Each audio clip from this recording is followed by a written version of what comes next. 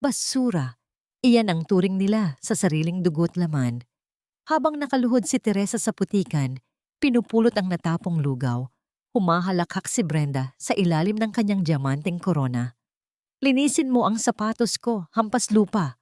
Ngunit isang lalaki ang lumapit. Tinabig ang bilyonarya at itinayo si Teresa. Tapos na ang pagiging alipin. Babawiin ko ang lahat. Mariing sumpa ni Teresa. Handa na ba siyang pabagsakin ng imperyong nagwasak sa kanila? Basura. Kahit ipunas mo pa ang buong pagkatao mo sa mamahaling sapatos ko, hindi mo mababayaran ang duming idinikit mo rito. Nakakadiri.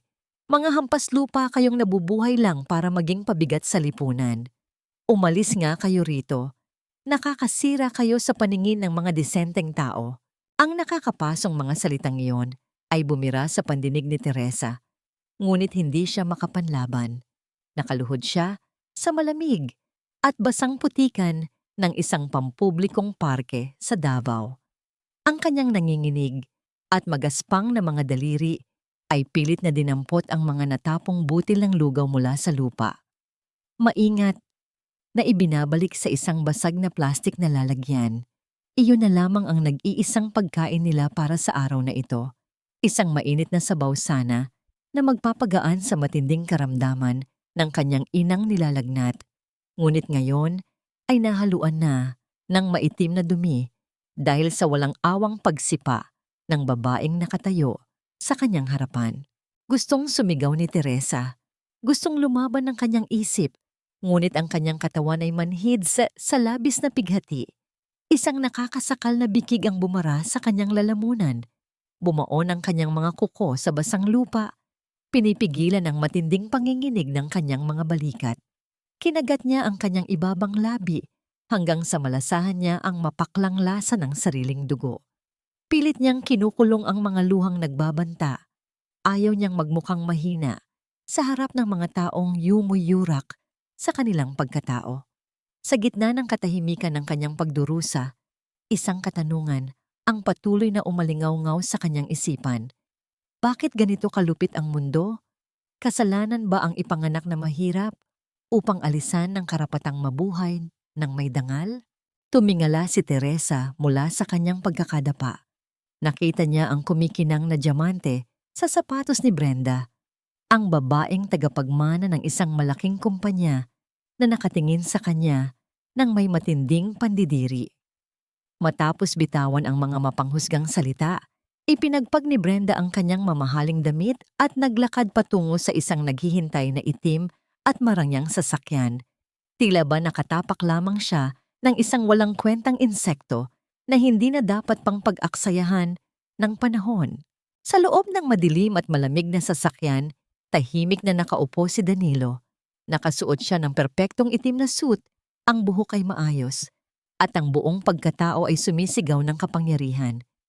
Ngunit sa mga sandaling iyon, ang kanyang buong atensyon ay nakapako sa makapal na bintana kung saan tanaw niya ang nakaluhod na babae sa putikan. Wala siyang ideya kung bakit nang makita niya ang panginginig ng balikat ng babaeng iyon, ay biglang may kung anong matalim na bagay ang tila sumaksak sa kanyang dibdib. Piniga ng isang hindi maipaliwanag na kirot ang puso ng binata. Napakuyom ang kanyang mga kamao sa ibabaw ng malambot. Naupo ang gawa sa balat. Hindi niya kilala ang babaeng guro na duguan ng tuhod. Hindi niya rin kilala ang matandang babaeng nakaupo sa sementadong upuan, hindi kalayuan sa putikan. Ngunit ang kanyang kaluluwa ay tila nakakaramdam ng matinding pagkaulila at galit na hindi niya matukoy ang pinagmulan. Ang amoy ng mamahaling pabango ni Brenda pagkapasok nito sa kotse ay biglang nagdulot ng pagkahilo kay Danilo. Isang matinding pag-ayaw na pilit niyang ikinubli sa ilalim ng kanyang kalmadong muka. Ang matandang babaeng nakaupo sa gilid ay si Rosario. Walang muwang sa pangaalipusta at karahasang nangyayari sa kanyang paligid. Nakatingin lamang siya sa kawalan. Ang kanyang mga mata ay blanko. Sa ilalim ng kanyang manipis at punit-punit na blusa, ang kanyang nanginginig na mga braso ay mahigpit na nakayakap sa isang luma at nangingitim na unan. sa kabila ng matinding dumi nito. Bakas pa rin ang 2 letrang maingat na nakaburda gamit ang pulang sinulid. Ang mga letrang T at D. Ipinagheheli niya ang unan sa kanyang dibdib na tila isang sanggol. Walang tigil sa pagbulong ng isang malungkot na awitin na siya lamang ang nakakaintindi. Umugong ang makina ng sasakyan ni Danilo palayo. Kasabay ng unti-unting paglaho ng sasakyan ay ang pagbagsak ng malamig na ulan mula sa makulimlim na kalangitan ng Davao. Nabasa ang manipis at kupas na damit ni Teresa, nanunuot ang ginaw sa kanyang mga buto, ngunit hindi niya ininda ang pisikal na lamig ng panahon. Ang mas nakakapanindig balahibo ay ang lamig ng pag-uugali ng mga taong itinuturing ang kanilang sarili na Diyos sa ibabaw ng lupa. Dahan-dahang gumapang si Teresa sa putikan palapit sa kanyang ina. Napansin niyang may mga tilamsik ng putik sa kulubot at namumutlang pisngi ni Rosario dahil sa pagkakapasipa ni Brenda sa mangkok ng lugaw. Walang pag-aalinlangan, inangat ni Teresa ang laylayan ng kanyang sariling damit. Nabasa na rin ng ulan at putik. Maingat, puno ng pagmamahal at pag-iingat, pinunasan niya ang dumi sa mukha ng kanyang ina. Wala siyang pakialam kung mas lalo siyang magmukhang basahan, basta't mapanatili niyang malinis ang natitirang dangal ng babaeng nagluwal sa kanya. Pagkatapos matiyak na malinis na ang mukha ni Rosario, saka pa lamang pinunasan ni Teresa ang sariling mga luha na humalo na sa malamig na patak ng ulan. "Okay lang tayo, ma," bulong ni Teresa habang pilit na ngumingiti, kahit halatang nanginginig ang kanyang boses dahil sa hirap. "May natira pa sa lugaw natin. Masarap pa rin ito, kailangan mo lang ubusin mamaya para gumaling ka na." Inalalayan niyang tumayo ang kanyang ina. Naglakad sila nang magkayakap sa gitna ng bagyo, pabalik sa kanilang barong-barong na malapit sa riles ng tren. Ang bawat hakbang sa matubig na kalsada ay mabigat. Ang amoy ng kalawang at nabubulok na kahoy ay sumalubong sa kanila nang marating nila ang kanilang maliit at tagping-tagping silungan. Ang bubong na yero ay butas-butas, hindi sapat upang harangin ang walang awang hagupit ng ulan sa kanilang malamig na sahig. Maingat na inihiga ni Teresa si Rosario sa isang manipis na banig. Akma, sana siyang kukuha ng tuyong damit sa loob ng kanilang sirang kabinet nang biglang mangisay ang katawan ng matanda. Nagsimulang manginig ng matindi ang mga kalamnan ni Rosario, tila kinukuryente sa ibabaw ng sahig. Ang kanyang balat ay tila nagbabagang apoy sa sobrang taas ng lagnat. Tumaob ang kanyang mga mata habang mabilis at nahihirapang huminga. Binalot ng matinding gulat at nakakaparalisang takot si Teresa. Pilit niyang niyakap ang nagwawalang ina upang pakalmahin ito, ngunit napakalakas ng puwersa ng pangingisay. Nagmamadali siyang gumapang at kinapa ang lumang lata kung saan niya itinatago ang mga barya mula sa kanyang pagtuturo.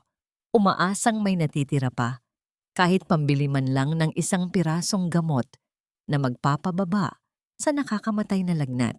Ngunit nang ibaliktad niya ang lata, walang ni isang sentimo ang nahulog mula rito. Bakante. Wala siyang pera, wala siyang malalapitan, at ang buhay ng kanyang nag-iisang ina ay unti-unting nadudulas mula sa kanyang mga kamay. Sa labas ng kanilang marupok na tahanan, patuloy ang walang awang pagbuhos ng bagyo. Ngunit sa loob ng madilim na barong-barong, ang tanging umaalingaw-ngaw ay ang paos, nahihirapan, at tila naghihingalong pag-ubo ni Rosario. Isang tunog na malalim na bumabaon sa dibdib ni Teresa habang nakikipagbuno sila sa kamatayan sa gitna ng walang katapusang gabi. Ang walang patid na buhos ng ulan ay tila mga karayom na tumutusok sa manipis na balat ni Teresa habang tumatakbo siya sa madulas at maputik na eskinita. Wala na siyang pakialam kung nadadapa siya o kung tuluyan nang nasira ang kanyang lumang tsinelas. Ang tanging tumatakbo sa kanyang isipan ay ang namumutla at nangingisay na katawan ng kanyang ina na naiwan sa kanilang malamig na barong-barong. Tumigil siya sa tapat ng maliit na sari-sari store na may kakabit na parmasya Ang nag-iisang bukas na tindahan sa kanilang lugar. Hinihingal at basang-basa, pilit niyang inabot ang maliit na bintana ng tindahan. Ang may-ari nitong si Aling Nena, isang matandang laging nag-aabot sa kanila ng saging, ay nagising dahil sa kanyang pagmamakaawa. Sinabi ni Teresa ang matinding pangangailangan niya para sa gamot na pampababa ng lagnat.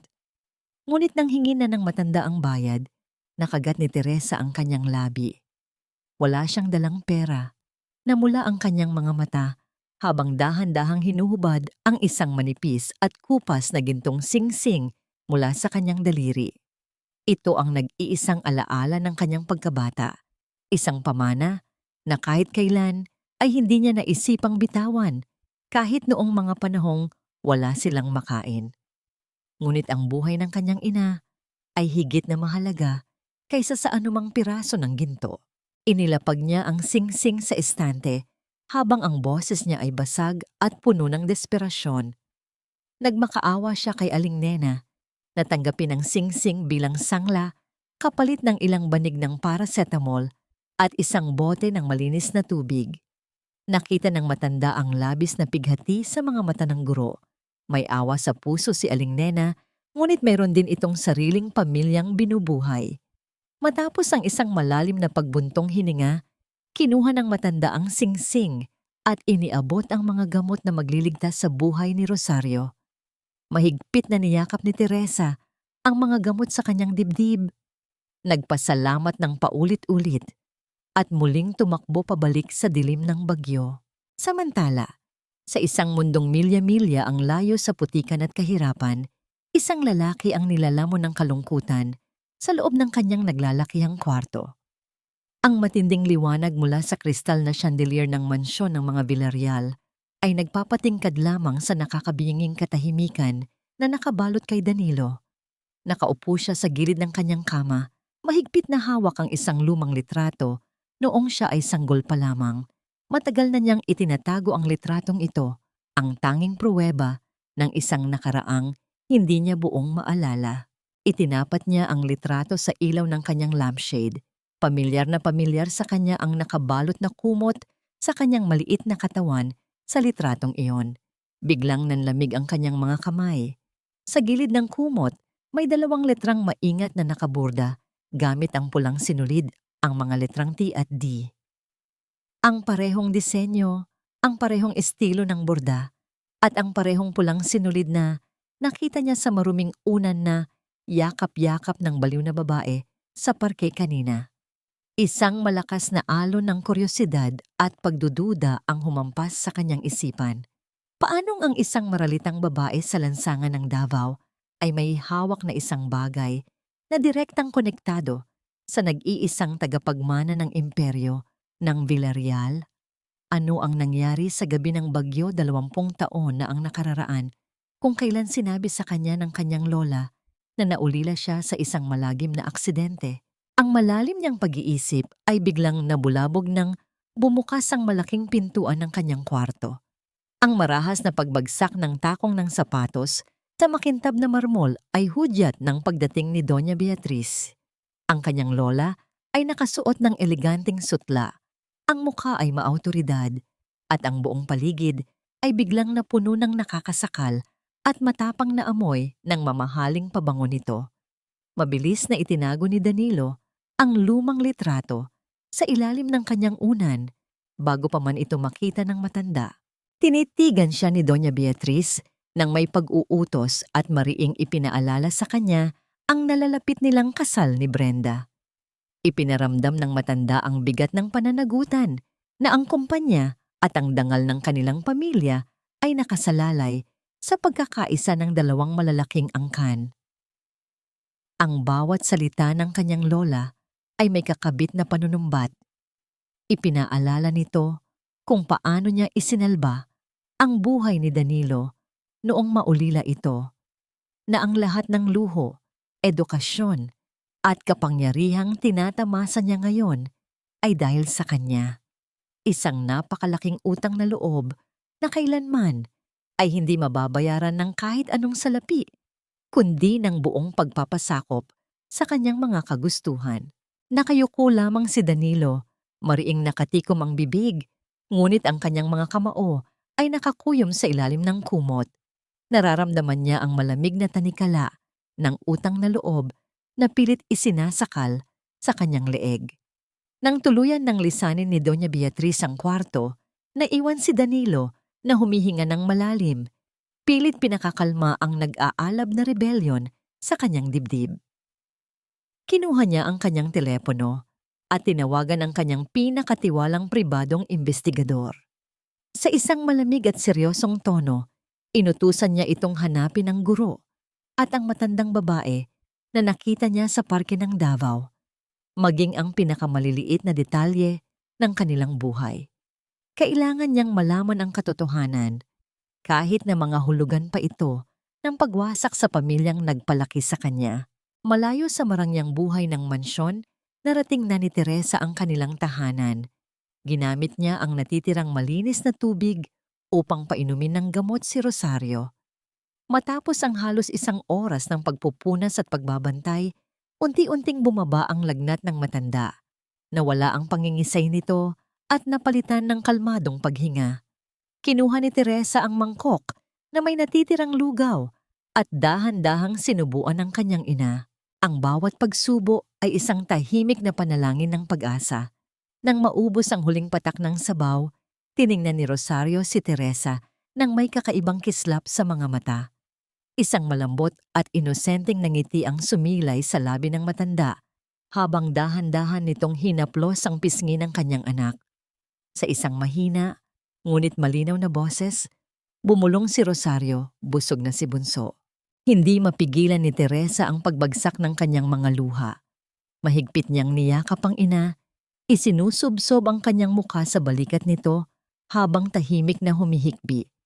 Sa kabila ng pagkawala ng katinuan ng kanyang ina, ang pagmamahal nito bilang isang magulang ay nananatiling buo at dalisay. Ang init ng yakap na yon, ang tanging lakas na nagpapanatili kay Teresa upang harapin ang kalupitan ng bukas. Inayos niya ang kumot ni Rosario upang tuluyan na itong makapagpahinga.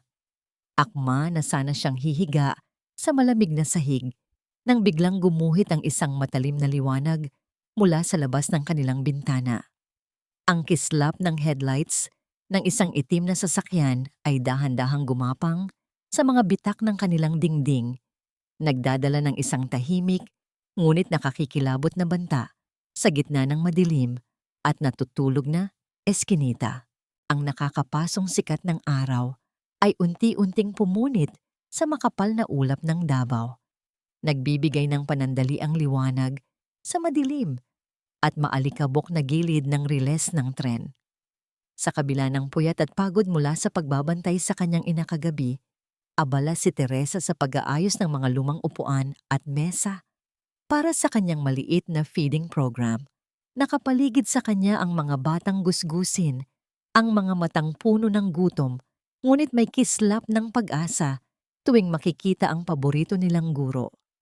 Ginamit ni Teresa ang huling barya na ipinahiram sa kanya ng isang kaibigan upang bumili ng ilang kilong bigas at munggo. Mula sa di kalayuan, isang lalaki ang naglalakad papalapit sa maingay na komunidad.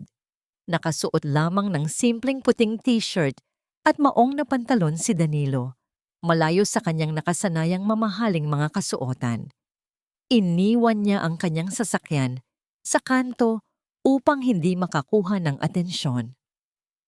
Sa loob ng kotseng iyon ay tahimik na nakaupo ang kanyang matandang driver na si Mang Tomas. Habang pinapanood ng driver ang paglayo ni Danilo, isang malalim na kalungkutan at takot ang namutawi sa mga mata nito. Mahigpit ang hawak ni Mang Tomas sa manibela. Ang kanyang isip ay tila lumilipad sa isang madilim na sikreto.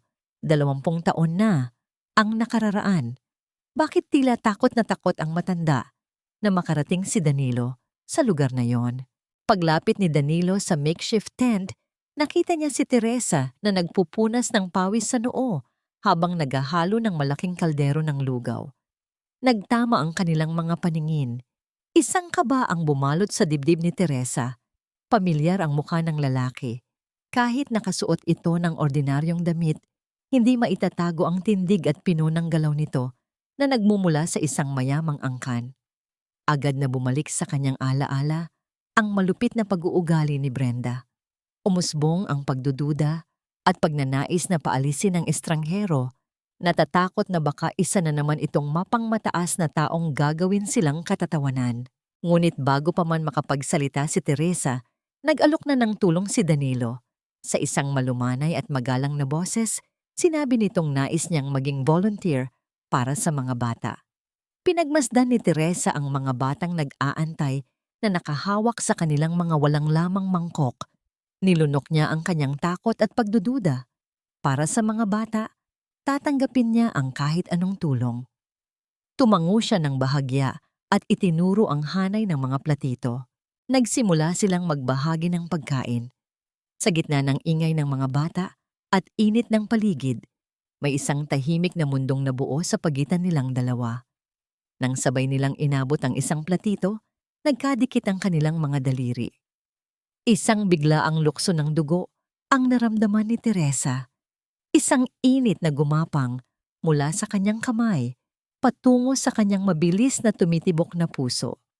Napatingala siya at nagkatitigan sila. Sa mga mata ni Danilo, wala siyang nakitang pandidiri o panghuhusga. Sa halip, nakita niya ang isang kakaibang gaan ng loob, isang pakiramdam ng proteksyon na tila ba nagsasabing ligtas siya sa presensya nito. Sa kabilang banda, hindi maipaliwanag ni Danilo ang matinding pagnanais na alagaan ang babaeng nasa kanyang harapan.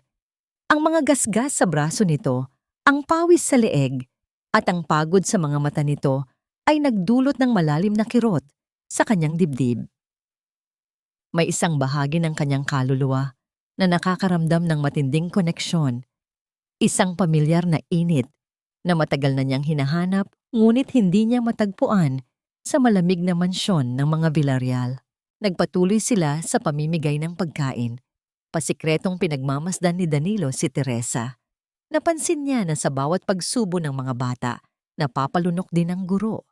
Halatang kumakalam ang sikmura nito, ngunit ipinagpaliban ang sariling gutom upang masiguro na lahat ng paslit ay makakain. Nang may matirang isang huling piraso ng tinapay, ibinigay pa rin ito ni Teresa sa isang batang umiiyak dahil sa gutom. Isang matinding paghanga ang naramdaman ni Danilo. Ang babaeng ito, na tinawag na basura ng kanyang nobya, ay may pusong mas dalisay pa sa kahit anong diamante. Habang abala si Teresa sa pagliligpit ng mga kaldero, dahan-dahang lumapit si Danilo sa pwesto ng mga gamit nito. Kumuha siya ng isang malambot na tinapay mula sa dalang paper bag, ibinalot iyon sa isang malinis na tissue at maingat na ipinatong sa ibabaw ng kupas at sirang bag ni Teresa. Iyon ay isang tahimik na pangako, isang munting patunay na may isang taong nakakakita sa kanyang sakripisyo at handang magbigay ng lakas sa kanya. Ngunit ang nakakakilig at payapang sandaling iyon ay hindi nakatakas sa mapanirang mata ng kasamaan. Mula sa isang madilim na eskinita, hindi kalayuan sa feeding program, isang lalaki ang nakatayo habang itinatago ang isang profesional na kamera. Mabilis na nagkukuha ng litrato ang espiya, sinisiguradong malinaw na nakuhanan ang pagtititigan at pagdikit ng mga kamay ni Danilo at Teresa. Isang nakakakilabot na ngisi ang sumilay sa labi ng lalaki nang makita ang perpektong ebidensya bago ito mabilis na naglakad palayo sa anino ng riles. Milya-milya ang layo mula sa riles ng tren, nakaupo si Brenda sa loob ng kanyang pribadong kwarto sa isang marangyang hotel. Nakasuot siya ng sutlang bata de banyo, humihigop ng mamahaling kape habang nakatingin sa magandang tanawin ng lungsod. Ang kanyang tahimik na umaga ay nabulabog nang makatanggap siya ng isang mensahe sa kanyang telepono. Binuksan niya ang mensahe at bumungad sa kanyang paningin ang litrato ng lalaking pakakasalan niya. Nakatitig ng may malalim na pagmamahal sa babaeng lubos niyang kinasusuklaman. Ang babaeng tinawag niyang hampas lupa. Unti-unting nawala ang kulay sa mukha ni Brenda. napalitan ng matinding galit na bumalot sa kanyang buong pagkatao. Nanginig ang kanyang mga daliri habang lalong hinihigpitan ang hawak sa telepono. Kulang na lang ay durugin niya ito. Isang masamang ngiti ang gumuhit sa kanyang mapupulang labi. Hindi siya makakapayag na ang isang babaeng nakatira sa putikan ay aagawin ng korona at ang lalaking magtitiyak ng kanyang kapangyarihan sa lipunan. Ipinatong niya ang kape sa mesa at mabilis na naghahanap ng pangalan sa kanyang mga kontak. Kailangan niyang tapusin ang problemang ito bago pa man ito lumaki. Kailangan niyang wasakin ang dangal ng babaeng iyon sa paraang hindi na ito makakabangon pa. Pinindot ni Brenda ang pangalan ng hepe ng pulisya. Itinapat niya ang telepono sa kanyang tainga habang naghihintay na sagutin ito ng nasa kabilang linya. Sa gitna ng katahimikan ng kanyang marangyang kwarto, ang tanging umaalingaw-ngaw ay ang matinis, paulit-ulit, at nakakapasong tunog ng pagtawag na tila hudyat ng nalalapit na matinding dilubyo para kay Teresa. Ang makipot at maputik na eskinita ng riles ay hindi pamilyar sa mga mamahaling sapatos, kaya naman isang malaking pagtataka para sa mga mahihirap na residente nang bumulaga ang isang kumpol ng mga pulis na nag-escort sa isang magandang babaeng balot ng alahas. Si Brenda, na may suot na perpektong nangiti, ngunit may mga matang puno ng pandidiri, ay dahan-dahang naglakad patungo sa tagping-tagping barong-barong ni na Teresa. Ang hangin na dati amoy alikabok ay biglang napuno ng matapang at nakakahilong amoy ng mamahaling pabango na tila sumasakal sa payapang umaga ng mga dukha. Sa loob ng tahanan, kasalukuyang pinapakain ni Teresa ng nilagang kamote ang kanyang inang si Rosario. Nakabalot ang matanda sa isang lumang kumot, mahigpit na yakap ang kanyang paboritong unan na may burdang letrang T at D. Nang mapansin ni Teresa ang anino ng mga taong nakatayo sa kanilang pintuan, agad siyang tumayo. Lumakas ang kabog ng kanyang dibdib nang makilala niya ang mukha ng babaeng umalipusta sa kanila sa parke. "Hello, Teresa," bati ni Brenda. Ang boses ay sadyang pinalambot na parang pulot. Ngunit ang tono ay nagtatago ng matalim na lason. Tiningnan niya ang buong kabahayan, mula sa butas-butas na yero hanggang sa basag na pinggan sa sahig. "Napanood ko kung paano kayo naghihirap sa riles na ito. Nakakaawa. Kaya naisip ko, bilang isang tagapagmana na may malaking puso, gusto ko sanang makabawi sa nangyari kahapon. Gusto kong mag-abot ng kaunting tulong para naman makakain kayo ng masarap na pagkain at hindi yung pilit kayong namumulot ng dumi sa putikan." Isang gasgas na pag-asa sana ang dapat maramdaman ni Teresa, ngunit kilala niya ang mga matang nagbabalat kayo. Kahit walang pinag-aralan sa matataas na paaralan, sapat na ang karanasan niya sa lansangan upang malaman kung sino ang tunay na nagmamalasakit at kung sino ang may maitim na balak.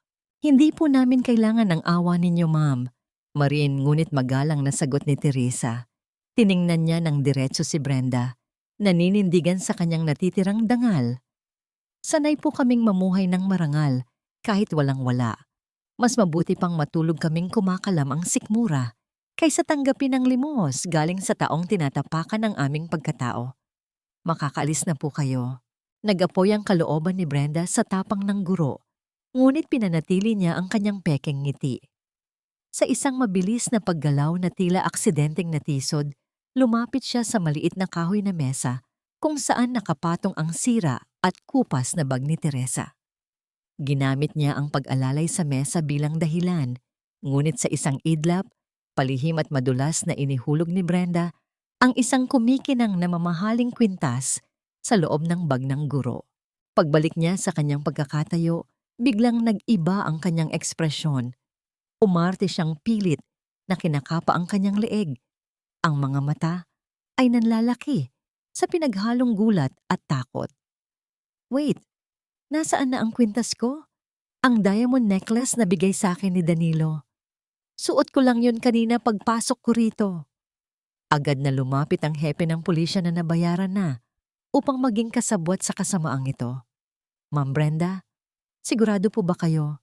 Baka po nahulog lang sa labas. No! Matinis at marteng sigaw ni Brenda. Sabay turo ng kanyang matulis at may kulay na kuko kay Teresa. Siya lang naman ang lumapit sa akin. Ang babaeng ito. Sigurado akong kinuha niya nang hindi ko napapansin. Kapkapan niyo ang mga gamit niya. Umiling si Teresa. Unti-unting nilalamon ng matinding pagkalito at takot. Wala po akong kinukuha. Kahit kapkapan niyo pa ang buong bahay namin, wala kayong makikitang ninakaw ko. Ngunit hindi na siya pinakinggan ng mga alagad ng batas. Marahas na hinawakan ng isang pulis ang braso ni Teresa, habang ang isa naman ay walang awang ibinuhos ang laman ng kanyang lumang bag sa sahig. Nahulog ang mga sirang lapis, mga lumang papel para sa mga baw. At sa gitna ng mga walang halagang gamit na yon, matapang na kumislap ang isang diamanteng kwintas na sumilaw sa mata ng lahat. Napasinghap ang mga kapitbahay na nakikitsismis sa labas ng eskinita. Nanigas si Teresa. Ang kanyang isip ay hindi maproseso ang nangyayaring kawalang katarungan. Unti-unting nawala ang pagkukunwari ni Brenda. Pinalitan ito ng isang malamig at malademonyong nanggisi. Naglakad siya papalapit kay Teresa at tiningnan ito mula ulo hanggang paa, puno ng matinding pagkasuklam. Ganyan talaga kayong mga dukha. Madiin at mapang-insultong pahayag niya, sinisiguradong maririnig ng lahat ng nakapaligid. Binigyan na nga ng pagkakataong tulungan, nagnakaw pa. Isang malaking pagkakamali ang maawa sa mga basurang tulad mo. Mga linta kayong nabubuhay sa pawis ng mga mayayaman. Hindi totoo yan, hindi sa akin yan. Inilagay niyo lang yan sa bag ko. Umiiyak na sigaw ni Teresa. Nagpupumiglas mula sa mahigpit na pagkakahawak ng mga pulis. Walang awa siyang pinusasan. Ang malamig at mabigat na bakal na idinikit sa kanyang mga pulso ay nagbigay ng nakakapanghinang realidad na wala siyang laban sa pera at impluensya. Ngunit ang pinakamabigat na parusa para kay Teresa ay hindi ang pagkapos sa kanyang kalayaan, kundi ang makita ang kanyang inang si Rosario. Dahil sa kaguluhan, nagsimulang magwala ang matanda. Pilit na isinisiksik ang sarili sa isang madilim na sulok habang nanginginig sa labis na takot at inuuntog ang ulo sa dingding. Ma'am Brenda, parang awa niyo na. Pagmamakaawa ni Teresa, tuluyan na siyang napaluhod. Ibinababa ang lahat ng natitira niyang dignidad para lamang sa kaligtasan ng kanyang ina. Ikulong niyo na po ako kung gusto niyo. Pero huwag niyo pong iwan ang nanay ko. Baliw po siya. Wala siyang ibang kasama. Mamatay siya sa kalye kapag nawala ako. Ngunit nagbingi-bingihan lamang si Brenda. Tinalikuran niya ang mag-ina na parang mga asong ulol, inuutusan ang mga pulis na ilabas na ang inakusahang magnanakaw. Bago pa man marahas na mahila ng mga pulis si Teresa, palabas ng pinto. Nakita niyang nabitawan ni Rosario ang mahalagang unan na may burda dahil sa pagwawala nito. Sa isang mabilis at desperadong galaw, ginamit ni Teresa ang kanyang pinusasang mga kamay upang sipain at itago ang lumang unan sa ilalim ng kanilang banig. Iyon lamang ang tanging paraan upang masigurong hindi ito mayuyurakan ng maruruming sapatos ng mga pulis. Ma, babalik ako. Diyan ka lang, babalik ako. Umiiyak na paalam ni Teresa habang kinakaladkad siya palayo sa kanyang nag-iisang mundo.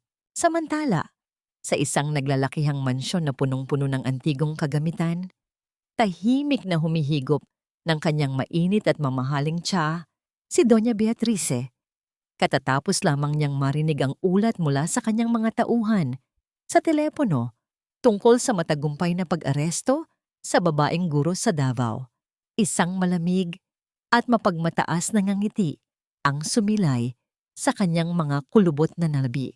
Isang ngiti na nagpapahiwatig ng malalim na lihim. Tila ba hindi lang simpleng pagnanakaw ang ikinatutuwa niya kundi ang tuluyang paggiba sa buhay ng dalawang taong matagal na niyang ibinaon sa limot. Ano ang pilit niyang pinoprotektahan upang humantong sa ganitong kalupitan ang tadhana ng mag-ina? Bumalik ang eksena sa Riles. Malakas ang pagpatak ng ulan nang isakay ng mga pulis si Teresa sa madilim na sasakyan. Iniwan nilang bukas ang pintuan ng barong-barong. Hinayaang pumasok ang lamig at bagyo. Naiwan si Rosario na nag-iisa. Wala ang tinig na nagpapakalma sa kanya. Mula sa pagkakakulong sa sulok, dahan-dahang tumayo ang matanda. Umiiyak at nababalot ng matinding pagkalito, nagsimula siyang maglakad palabas ng bahay. Walang direksyong sinusundan ang pagkawala ng kanyang anak, patungo sa mapanganib at walang awang kalsada ng lungsod. Sa labas ng kanilang tahanan, ang patuloy na pagpatak ng malamig na ulan sa abandonado at lumang sapatos ni Teresa ay tila luha ng kalangitan. Patuloy na umiiyak para sa isang inosenteng buhay na sinira ng mga Diyos-Diyosan ng lipunan. Ang mabigat at malamig na paglapat ng bakal na pintuan ng selda ay tila tuldok na naghiwalay kay Teresa sa natitirang liwanag ng mundo. Nakaupo siya sa isang sulok ng madilim at basa-basang semento.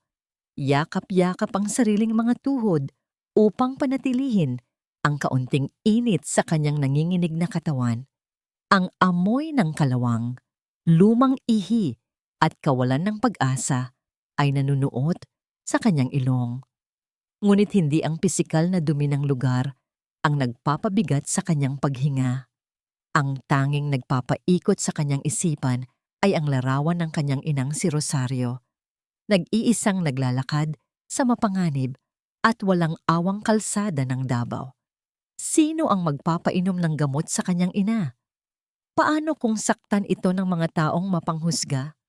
Ang bawat segundong lumilipas ay tila patalim na, unti-unting hinihiwa ang kanyang dibdib.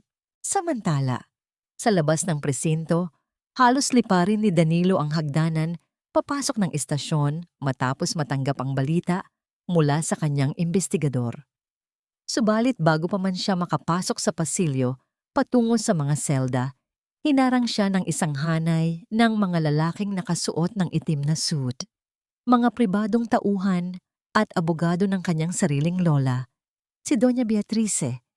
Ipinaalam sa kanya ng nangungunang abogado na may mahigpit na utos mula sa itaas na walang sinuman ang maaaring kumausap sa suspek habang ginagawa ang investigasyon.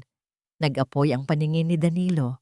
Sinubukan niyang igiit ang kanyang awtoridad, ngunit ginamit ng mga abogado ang batas at ang impluwensya ng pamilya Villarreal upang igapos ang kanyang mga kamay. Sa unang pagkakataon, naramdaman ni Danilo kung gaano kawalang kwenta ang kanyang kayamanan kung ginagamit lamang ito upang mangapi ng mga walang laban. Bumalik ang eksena sa loob ng malamig na kulungan. Ang katahimikan ay binasag ng pamilyar at nakakapasong pagyapak ng mamahaling takong sa semento. Tumambad sa paningin ni Teresa ang nakangising mukha ni Brenda, perpektong nakabihis at walang bahid ng anumang dumi. Tila ba isang reyna na bumibisita sa pinakamababang uri ng alipin. Inutusan ni Brenda ang bantay na buksan ang selda upang makapasok siya at agad na nagtakip ng ilong dahil sa labis na pandidiri. Look at you, Teresa. Nababagay ka talaga sa lugar na ito. Mapang insultong panimula ni Brenda, ang boses ay matinis at puno ng pagkasuklam. Ang matigas mong ulo ang nagdala sa iyo rito. But since I have a good heart, bibigyan kita ng huling pagkakataon. Isang deal na magliligtas sa buhay ng baliw mong nanay. Napaangat ng tingin si Teresa. Ang salitang ina ay tila isang kawing na agad humila sa kanyang atensyon at pansamantalang bumuhay sa kanyang nanlulumong diwa. Inilabas ni Brenda mula sa kanyang mamahaling bag ang isang nakasulat na manipestong naglalaman ng pag-amin sa kasalanan. Inilapag niya ito sa isang maruming silyang bakal kasama ang isang panulat. Pirmahan mo ang confession letter na ito. Aaminin mong ninakaw mo ang kwintas ko at higit sa lahat, mangangako kang lalayo ka ng tuluyan kay Danilo. Malamig na utos ni Brenda. Ang mga mata ay nanlilisik sa galit at pagmamataas. Kapag ginawa mo yan, ipapagamot ko ang nanay mo sa isang maayos na ospital. Pero kapag tumanggi ka, well, baka bukas ay mabalitaan mo na lang na nakabulagta na siya sa gilid ng kalsada, nabundol o pinatay ng mga tambay. The choice is yours. Tila gumuho ang buong mundo ni Teresa. Isang matinding pighati ang nagpamanhid sa kanyang buong pagkatao. Alam niyang kapag pinirmahan niya iyon, tuluyan na niyang tatanggapin ang pagiging kriminal, isang mantsa na kailanman ay hindi na mabubura sa kanyang pangalan. Ngunit sa kabilang dako ng timbangan ay ang nag-iisang buhay na nagbibigay kahulugan sa kanyang pag-iral. Dahan-dahang napaluhod si Teresa sa malamig na semento. Ibinaba niya ang natitirang piraso ng kanyang dangal. Nanginginig ang kanyang mga gasgas na daliri nang abutin niya ang panulat. Tila isang napakabigat na bato ang hawak niya. Nang ilapat niya ang dulo ng panulat sa papel, isang mainit na luha ang tumulo mula sa kanyang mga mata. Bumagsak ng eksakto sa kanyang pangalan at nagpakalat sa asul na tinta nito. Pinirmahan niya ang kasinungalingan, hindi para sa sarili, kundi para sa walang hanggang pag-ibig sa kanyang ina. Eksakto sa sandaling makuha ni Brenda ang pinirmahang papel, nagawang makalusot ni Danilo mula sa mga abogado at sumugod sa harap ng selda. Ngunit huli na ang lahat. Nakita ng binata ang papel na hawak ng kanyang nobya. Itinaas ito ni Brenda na tila isang tropeo ng tagumpay. Nabasa ni Danilo ang pag-amin at ang pirma ni Teresa. Isang matinding kirot at pagkalito ang sumaksak sa puso ni Danilo. Tiningnan niya ang babaeng nakaluhod sa semento. Tere, bakit? Sabihin mong hindi totoo ito. Halos nagmamakaawang tanong ni Danilo. Ang boses ay puno ng pagnanais na maniwala sa inosensya ng guro. Ngunit hindi makatingin si Teresa. Nanatili siyang nakayuko, kinakagat ang labi upang pigilan ang paghikbi. Hinahayaang paniwalaan ng lalaki ang kanyang pagiging masama alang-alang sa kaligtasan ng kanyang ina. Ang kawalan niya ng sagot ay tila isang patalim na lalong nagpalalim sa sugat sa dibdib ng binata. Nakangising naglakad palayo si Brenda. Naiwan si Danilo na nakatayo at puno ng mga katanungan. Nang tuluyan ng makalayo ang mga tao ng pamilya Villarreal, nilapitan si Teresa ng isang pulis na kasabwat sa kasamaan. Umangat ang paningin ni Teresa. May kislap ng desperasyon. Nagmakaawa siyang tuparin ng pulis ang pangako ni Brenda na hahanapin ang kanyang ina. Ngunit isang mapaklang tawa lamang ang isinagot ng pulis. Malamig nitong ibinunyag ang katotohanan na wala na si Rosario sa kakalsada.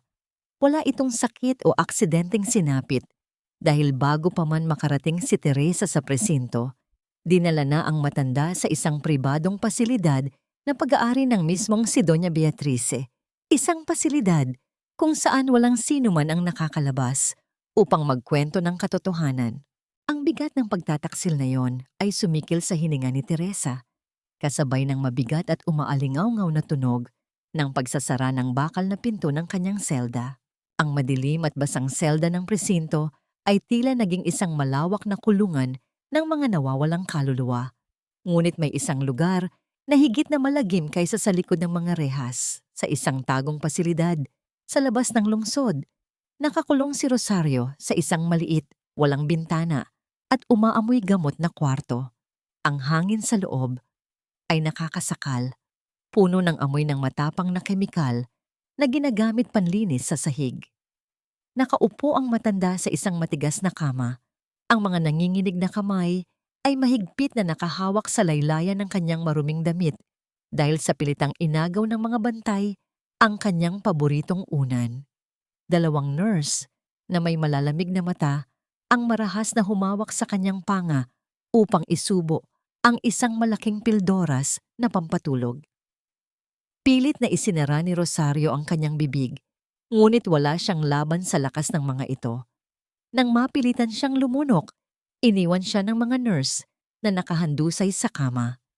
Subalit sa paglisan ng mga nagbabantay, Dahan-dahang idinura ni Rosario ang gamot na pasikreto niyang itinago sa ilalim ng kanyang dila.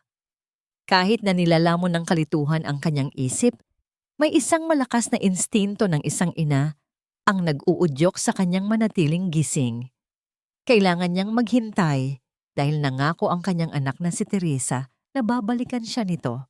Ang katahimikan ng malungkot na kwarto ay binasag ng marahas na pagyapak ng mamahaling sapatos na tumutunog sa malamig na baldosa ng pasilyo. Bumukas ang mabigat na pintuan at pumasok ang isang ginang na balot ng nagkikinangang alahas. Si Doña Beatrice. Ang kanyang matapang at mamahaling pabango ay mabilis na nilamon ang mabahong amoy ng kwarto. Tinitigan niya ang nakadungong si Rosario nang may matinding pandidiri, isang tingin na ibinibigay lamang sa isang nabubulok na basura. Tingnan mo nga naman ang kinahinatnan mo, Rosario. Malamig at mapanghamak na panimula ng matanda. Ang boses ay puno ng nakakalasong pagmamalaki. 20 taon na ang nakararaan. Inakala mong kaya mong agawin ang anak ko at ang yaman ng mga Villarreal gamit ang kakarampot mong ganda. Inisip mong nababagay ka sa aming mundo. Ngayon, tingnan mo ang sarili mo. Isang baliw na inabandona ng lipunan. Kinuha ko ang apo kong lalaki para bigyan ng magandang buhay habang ikaw at ang anak mong babae ay hinayaan kong mabulok sa putikan kung saan kayo nababagay. Hanggang ngayon, ako pa rin ang nagdidikta ng tadhana ninyo. Habang tahimik na inilalabas ni Doña Beatriz ang kanyang puot mula sa nakaraan, isang lihim na investigasyon ang nagsisimulang gumiba sa mga pundasyon ng kanyang kasinungalingan. Sa isang madilim na sulok ng lungsod, lihim na tinungo ni Danilo ang maliit at lumang bahay ng kanyang driver na si Mang Tomas. May nakita ang binata sa mga ibinigay na dokumento ng kanyang investigador. Isang serye ng mga lumang resibo at bank transfers na nagpapakitang buwan-buwan ay nagbabayad ang kanyang lola ng malaking halaga kay Mang Tomas. Isang halagang napakalaki para lamang sa sahod ng isang ordinaryong driver. May binabayarang katahimikan ng kanyang pamilya at desidido si Danilo na alamin kung ano ito. Hinarap ni Danilo ang matanda sa loob ng inaanay nitong sala. Ang mukha ng binata ay puno ng determinasyon at halong pagmamakaawa. Pinilit niya itong magsalita. Ipinangakong walang sinuman ang mananakit dito kung sasabihin lamang nito ang buong katotohanan. Hindi na nakayanan ni Mang Tomas ang bigat ng konsensyang dala-dala niya sa loob ng 2 dekada. Bumuhos ang luha sa mga kulubot na pisngi ng matanda. Nanginginig ang buong katawan nito nang lumuhod ito sa harap ni Danilo, humihingi ng tawad. Mula sa ilalim ng isang malangis na aparador, kinuha ni Mang Tomas ang isang maalikabok at lumang kahon na gawa sa kahoy. Ibinigay niya ito sa nanginginig na mga kamay ng binata. Binuksan ni Danilo ang kahon at natagpuan ang isang lumang talaarawan ng kanyang yumaong ama. Bawat pahina ay naglalaman ng matinding pagmamahal nito sa isang babaeng nagngangalang Rosario at ang plano nitong takasan ang kontrol ni Doña Beatrice upang mamuhay ng payapa. Ngunit ang huling pahina ng talaarawan ay sadyang pinunit. Ano ang eksaktong nilalaman ng nawawalang pahinang iyon na nagtulak kay Doña Beatriz upang gumawa ng matinding kalupitan? Nang ibaba ni Danilo ang talaarawan, napansin niya ang isang luma at naninilaw na dokumento na nakatupi sa ilalim ng kahon. Isa itong sertipiko ng kapanganakan. Dahan-dahang binuklat ni Danilo ang papel. At habang binabasa niya ang mga nakasulat, pakiramdam niya ay tumigil ang pag-ikot ng mundo. Nanlaki ang kanyang mga mata. Tumambad sa kanyang paningin ang katotohanang matagal na ibinaon sa kasinungalingan. Nakasulat doon ang pangalan ng nagluwal sa bata, Rosario Villarreal, at sa bahagi kung saan na nakasulat ang pangalan ng isinilang, 2 pangalan ang nakaukit bilang kambal, Danilo at Teresa. Ang nakakapasong katotohanan ay tuluyang sumunog sa mga kasinungalingang ipinakain sa kanya simula pagkabata. Ang baliw na babaeng pinandidirian ng kanyang nobya ay ang kanyang tunay na ina. At ang inosenteng guro na ngayon ay nagdurusa sa malamig na selda ay ang kanyang kakambal na nagtataglay ng kanyang sariling dugo. Isang malalim at nanginginig na pagbuntong hininga ang kumawala mula kay Danilo habang mahigpit niyang hawak ang papel na magbabago sa takbo ng lahat ng kanilang buhay. Ang marahas na pagbukas ng malalaking pintuang kahoy ng mansyon ng mga Villarreal ay sumira sa tahimik at eleganteng hapon ni Doña Beatriz. Pumasok si Danilo. Ang kanyang mga hakbang ay mabigat at puno ng isang galit na matagal nang kinikimkim. Ang malalaking chandelier at nagkikinangang mga palamuti ng bahay na dating itinuturing niyang kaharian ay tila naging mga matatalas na tinik na sumusugat sa kanyang paningin. Wala siyang inaksayang oras. Mabilis siyang naglakad patungo sa gitna ng sala at walang atubiling ibinagsak ang mga kopya ng lumang talaarawan at ang nababakas na sertipiko ng kapanganakan sa ibabaw ng mamahaling salaming mesa. Umangat ang kilay ni Doña Beatriz. Pinunasan niya ang kanyang bibig gamit ang isang telang linen bago dahan-dahang tumayo. Tiningnan niya ang mga papel at bahagyang nanigas ang kanyang panga, ngunit mabilis niyang binawi ang kanyang postura gamit ang isang mapagmataas na ngiti. Nagsimula siyang magbitiw ng mga salitang dinisenyo upang muling ikulong ang binata sa tanikala ng konsensya. Ipinaalala niya kay Danilo ang lahat ng pawis at yamang ibinuhos niya upang palakihin ito. Sa bawat salita niya ay nakadiin ang konseptong utang na loob na kung hindi dahil sa kanyang pagliligtas, sana ay namatay na rin si Danilo sa lansangan kasama ng kanyang walang kwentang ina. Ngunit sa halip na yumuko tulad ng dati, nanatiling nakatayo ng tuwid si Danilo. Ang kanyang mga mata, na dati puno ng paggalang at pagsunod, ay ngayon nagliliyab sa puot at pagkabigo. Sa isang malamig at matapang na boses, isiniwalat ni Danilo ang lahat ng kanyang nalalaman. Isinumbat niya sa matanda ang walang awang pagtapon nito kay Rosario at sa kanyang kakambal na si Teresa sa gitna ng bagyo, 20 taon na ang nakararaan. Walang awa niyang pinunit ang maskara ng kanyang lola. Tinawag itong isang sakim na halimaw na nagtago sa likod ng salitang pamilya upang pagtakpan ang sariling kasamaan. Sa gitna ng tensyon, pumasok si Brenda mula sa kabilang kwarto. Hawak ang mga listahan para sa kanilang paparating na malaking pagdiriwang. Nang marinig ang usapan, mabilis siyang namagitan. Ginamit niya ang kanyang pinakamagaling na pagpapanggap. Hinawakan ang braso ni Danilo at pilit na kinukumbinsi ang lalaki na gawa-gawa lamang ng mga kalaban ng kumpanya ang mga dokumentong iyon. Ayon kay Brenda, nabulag lamang si Danilo ng kanyang awa sa mga magnanakaw at sinungaling na tulad ni Teresa. Hindi na nakipagtalo si Danilo. Marahas niyang iniwas ang kanyang braso mula sa pagkakahawak ni Brenda. Tiningnan niya ang dalawang babaeng kinakatawan, ang lahat ng kabulukan ng mataas na lipunan. Dahan-dahan, hinubad niya ang kanyang mamahaling relo at inilapag ito sa mesa. Sumunod niyang hinubad ang mabigat na gintong singsing na may nakaukit na sagisag ng mga Villarreal, ang pinakasimbolo ng kanyang pagiging tagapagmana at kapangyarihan sa kumpanya. Inilapag niya ito sa tabi ng mga ebidensya. Formal at walang pag-aalinlangang idineklara ni Danilo na tinatalikuran niya ang lahat ng yaman, mana at koneksyon niya sa pamilyang iyon.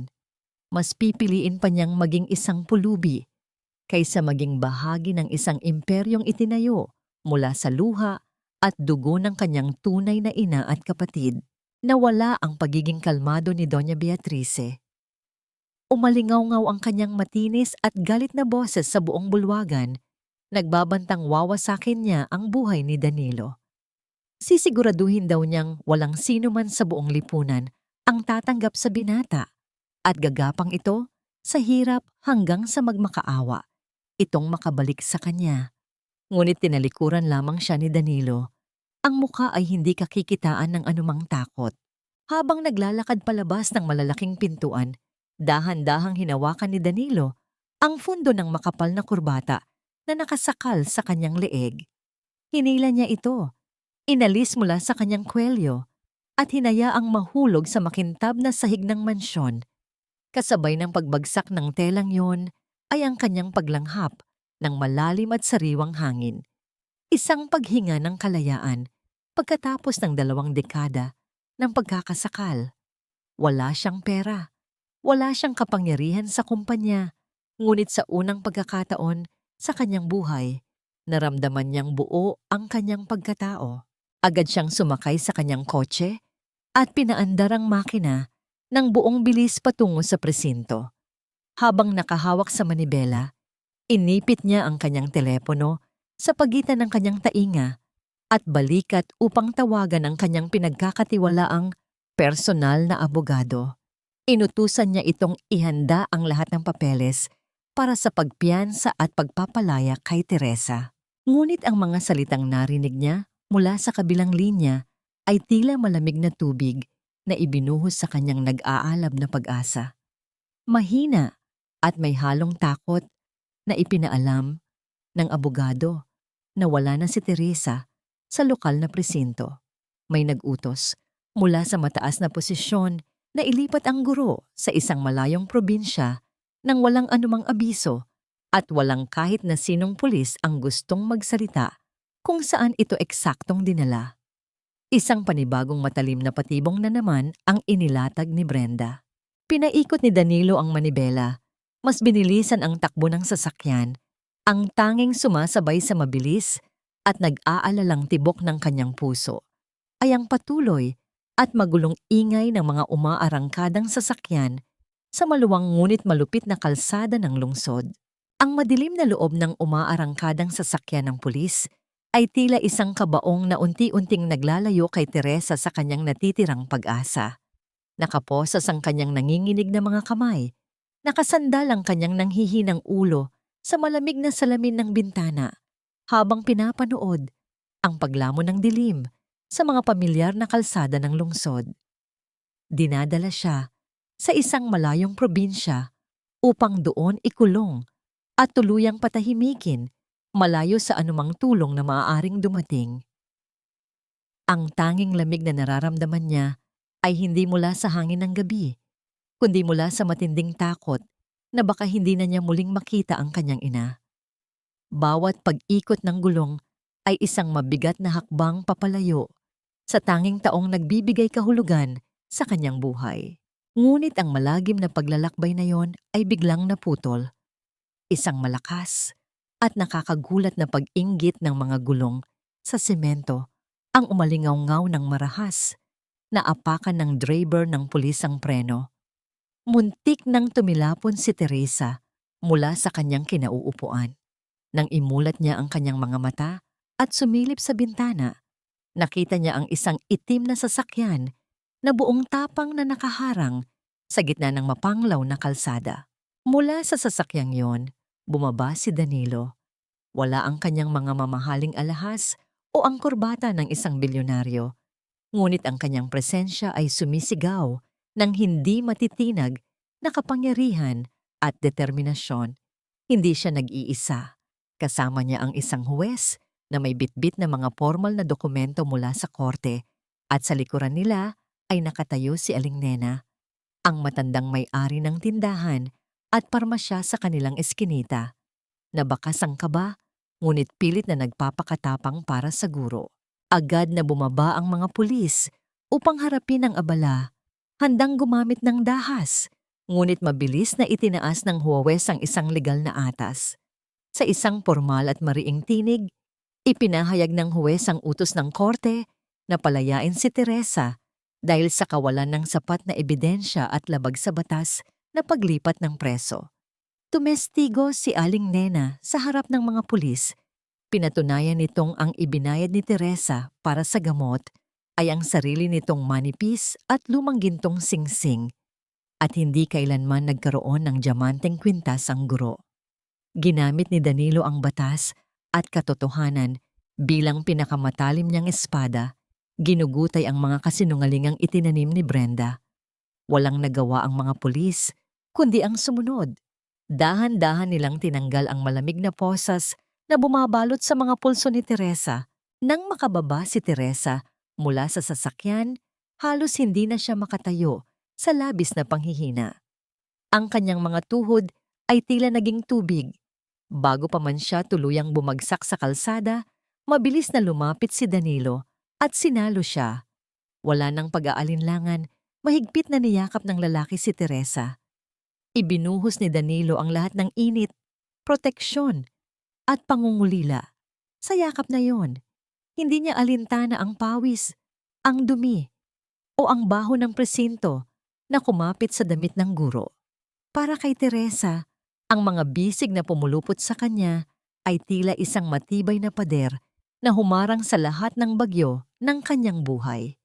Nakahanap siya ng isang ligtas na kanlungan matapos ang napakahabang panahon ng pag-iisa at paghihirap. Humiwalay ng bahagya si Danilo, ngunit nanatiling malapit. Maingat niyang inihawak ang kanyang dalawang malalaking kamay sa magkabilang pisngi ni Teresa. Tinitigan niya ang mga mata nitong puno ng luha, pagod, ngunit patuloy na lumalaban. Hindi ka na muling luluhod sa putikan, kapatid ko. Madamdamin at nanginginig na bulong ni Danilo. Ang kanyang tinig ay nababasag sa matinding emosyon.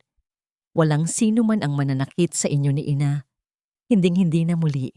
Nanlaki ang mga mata ni Teresa. Ang salitang kapatid at ina ay tila mga banyagang salita na pilit na inuunawa ng kanyang litong isipan. Dahan-dahang ipinaliwanag ni Danilo ang katotohanang natuklasan niya mula sa matandang Draper at sa lumang talaarawan. Ikinuwento niya kung paano sila pinaghiwalay. Pinaghiwalay ng isang malupit na kasinungalingan, 20 taon na ang nakararaan, na ang baliw na babaeng nilalait ng buong mundo ay ang babaeng nagluwal sa kanilang dalawa.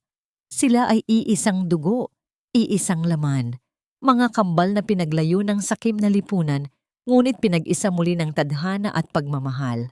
Bumuhos ang mga luha ni Teresa, hindi na luha ng takot o pighati, kundi luha ng matinding kaligayahan at kapayapaan. Nahanap niya ang kalahati ng kanyang kaluluwa na matagal na niyang hindi namamalayang nawawala. Muli siyang yumakap ng mahigpit kay Danilo, ramdamang mabilis at magkasabay na pagtibok ng kanilang mga puso. Iyon ang yakap ng isang tunay at buong pamilya. Subalit ang kanilang payapa at nakakaiyak na muling pagtatagpo ay mabilis na nabahiran ng matinding pagkabahala. Ang panandaliang katahimikan ng gabi ay ginambala ng biglaang panginginig ng telepono sa bulsa ni Danilo. Nang kukunin niya ito at basahin ang mensaheng dumating, unti-unting umurong ang dugo sa kanyang mukha. Galing ang mensahe sa isang lihim na tauhan sa loob ng pasilidad. Nakasulat doon ang isang malagim na utos. Ipinag-utos ni Doña Beatrice na ilipat si Rosario sa isang sikretong mental asylum sa ibang bansa kinabukasan ng madaling araw. Kapag nakasakay na ang kanilang ina sa eroplanong yon, tuluyan na itong mawawala sa kanila. Ibabaon sa limot sa isang dayuhang lupa kung saan hindi na nila ito muling mahahanap pa. Wala silang sapat na oras. Paano nila mailalabas ang isang pasyente mula sa isang pasilidad na bantay sarado ng mga armadong tauhan at nasa ilalim ng batas ng mga Villarreal? Isang malalim na katahimikan ang namayani sa pagitan nilang dalawa habang dahan-dahang dumadaos-dos ang isang mainit na patak ng luha ni Teresa, pababa at tuluyang bumagsak sa balikat ni Danilo. Nag-iiwan ng isang basa at mabigat na marka sa kanyang damit. Ang malalim na dilim ng madaling araw ay naging kakampi ni Danilo at Teresa habang lihim silang gumagapang patungo sa likurang bahagi ng mahigpit na binabantayang pasilidad ni Doña Beatrice. Isang batang nurse na hindi na kayang sikmurain ang kalupitang ginagawa sa inosenteng matanda, ang nag-alay ng sariling kaligtasan upang buksan ang isang tagong pinto para sa magkapatid. Ang tahimik na pag-ikot ng seradura ay hudyat ng kanilang pagpasok sa isang pasilyong amoy matapang na kemikal at kawalan ng pag-asa. Nang marating nila ang dulo ng pasilyo, at mabuksan ang kwarto ni Rosario, tila isang malamig na kamay ang dumukot sa puso ni Teresa. Nakahiga ang kanyang ina sa isang matigas na bakal na kama. Ang mga perlas na luha ay sunod-sunod na pumatak mula sa mga mata ng guro nang makita niya ang makakapal na sinturon na mahigpit na nakagapos sa mga pulso at bukong-bukong ng matanda. Nanginginig si Rosario, nagwawala at pilit na isinisiksik ang sarili sa sulok ng kama dahil inakala niyang mga bantay na naman ang dumating upang pilitin siyang uminom ng lason. Wala itong kakilala, maging ang sariling anak ay dayuhan sa kanyang nagugulumihan ng paningin. Dahan-dahang humakbang si Teresa papalapit. Wala siyang pakialam sa panganib na baka saktan siya ng sariling ina sa gitna ng pagwawala nito.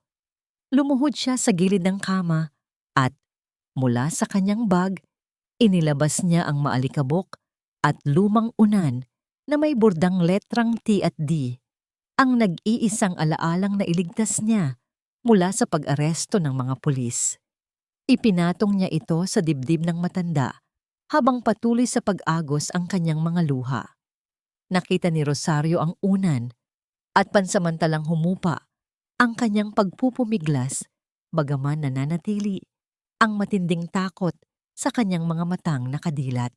Sa kabilang gilid ng kama, lumapit si Danilo. Ang lalaking lumaki sa luho at kapangyarihan ay tuluyan ng umiyak sa harap ng kahabag-habag na kalagayan ng babaeng nagbigay sa kanya ng buhay. Dahan-dahan, maingat, at puno ng pagsuyo niyang hinawakan ang kabilang kamay ni Rosario na namumula dahil sa higpit ng pagkakagapos. Nagkatinginan ang magkapatid. Mula sa nabasang talaarawan ng kanilang ama, natutunan ni Danilo ang isang espesyal na oyayi, isang awitin ng pag-ibig na palaging kinakanta ng kanilang mga magulang noong sila ay mga sanggol pa lamang. Sa isang mahina, pilit na pinapatatag ngunit basag na boses, sinimulan ni Danilo ang pag-awit. Sumabay si Teresa, inaalala ang himig na madalas ibulong ng kanyang ina sa mga gabing giniginaw sila sa putikan ng Davao. Ang kanilang nagkakaisang tinig ay tila isang mainit na kumot na unti-unting bumalot sa malamig na kwarto. Ang himig ng oyayi ay hindi lamang isang kanta. Ito ay isang susi na dahan-dahang nagbubukas sa nakakandadong isipan ni Rosario. Habang patuloy ang malambing na pag-awit ng kambal, unti-unting lumambot ang tigas ng katawan ni Rosario. Tumigil siya sa panginginig. Ang kanyang malilikot at takot na mga mata ay dahan-dahang nag-focus.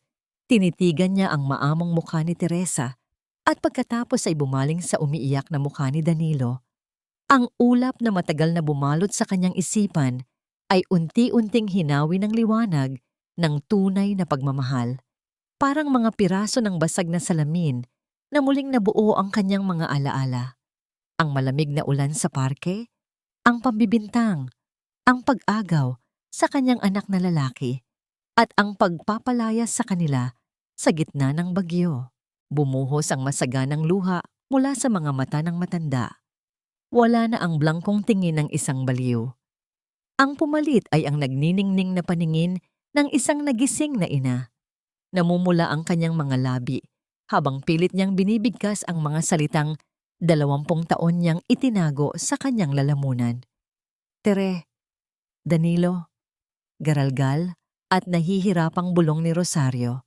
Mga anak ko, agad na kinalag ni na Danilo at Teresa ang mga gapos ng kanilang ina at nagyakap silang tatlo.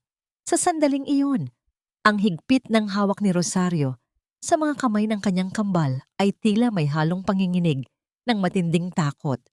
Takot na baka isang kurap lamang ay muling agawin sa kanya ang mga ito. Hindi niya binibitawan ang kanilang mga daliri. Ibinabaon ang kanyang mukha sa kanilang mga balikat habang walang patid ang kanyang paghikbi. Isang pamilyang matagal na sinira ng kasakiman, ngayon ay pinag-isa ng wagas na pagmamahal at kaligayahan. Ngunit sa gitna ng kanilang paghihilom, isang malalim na katanungan ang dumaan sa isip ni Danilo. Kapag nalaman kaya ng lipunan ang bulok na katotohanan ito, paano haharapin ng mga kagalang-galang na bilyonaryo ang kanilang sariling kadumihan? Matatanggap ba ng mundong mapanghusga na ang itinuturing nilang reyna ng kawanggawa ay isang halimaw na sumira ng buhay ng mag-iina? Ang kanilang tahimik at sagradong sandali ay biglang nabulabog. Narinig nila ang mabilis at mabigat na yabag ng mga paa ng mga nagpapatrolyang gwardya sa pasilyo. Kasunod ang pagtawag ng mga ito sa kanilang mga radyo. May nakapansin sa bukas na pintuan sa likod ng gusali. Walang inaksayang sandali si Danilo. Inalalayan niya ang kanyang ina habang buong tapang silang nagmamadaling lumabas sa kabilang daan. Umaasang makakaabot sila sa nakaparadang sasakyan bago pa man mag-umaga. Matagumpay nilang nalampasan ang unang hanay ng mga bantay at nakalabas sa malamig na hangin ng madaling araw. Tila abot kamay na nila ang kalayaan. Ngunit nang makarating sila sa malaking tarangkahan ng pasilidad, isang hilera ng malalaking itim na sasakyan ang biglang humarang sa kanilang daraanan. Mula sa mga sasakyang ito, nagsibabaan ang mga matipuno at armadong tauhan ni Brenda. May mga mukhang walang puwang para sa awa at handang tuparin ang malagim na utos ng kanilang amo para tuluyang ibaon ang katotohanan. Tila huminto ang pag-ikot ng mundo ni na Teresa at Danilo nang makita ang balakid sa kanilang kaligtasan. Ang nakakasilaw na ilaw ng mga flashlight na hawak ng mga tauhan ay walang awang tumama sa kanilang mga mukha. Pumuputol sa kadiliman at nag-iiwan ng isang nakakapasong banta ng panganib. Ang malamig na simoy ng hangin ay tila tumigil sa pag-ihip ng palibutan sina Danilo, Teresa at Rosario ng mga naglalakihang tauhan ni Brenda. Ang mga nakakapasong liwanag mula sa mga hawak nilang flashlight ay walang awang nakatutok sa mag-iina. Pilit na pinapaliit ang kanilang mundo at pinapatay ang natitira nilang pag-asa. Unti-unting humakbang papalapit ang mga lalaki. Ang kanilang mga tindig ay nagbabadya ng dahas. Handang kaladkarin pabalik sa impyerno si Rosario at tuluyang patahimikin ang magkapatid upang maprotektahan ang sikreto ng kanilang mga amo. Sa gitna ng matinding tensyon, hindi umatras si Teresa. Kahit nanginginig ang kanyang mga tuhod sa kaba, buong tapang siyang humakbang palapit at pumuwesto sa harap ng kanyang ina. Mahigpit niyang niyakap si Rosario, tila nais itong protektahan mula sa anumang gulo na maaaring mangyari. Handa siyang harapin ang lahat ng pagsubok, huwag lamang muling mawala sa kanyang tabi ang babaeng pinakamamahal niya. Sa sandaling iyon, wala nang ibang mahalaga kay Teresa, kundi ang masiguro ang kaligtasan at kapanatagan ng kanyang ina. Ngunit alam ni Danilo na hindi kamao ang makakapagligtas sa kanila. Ang dahas ay laro ng mga taong ganid sa kapangyarihan at hindi siya bababa sa kanilang maduming antas.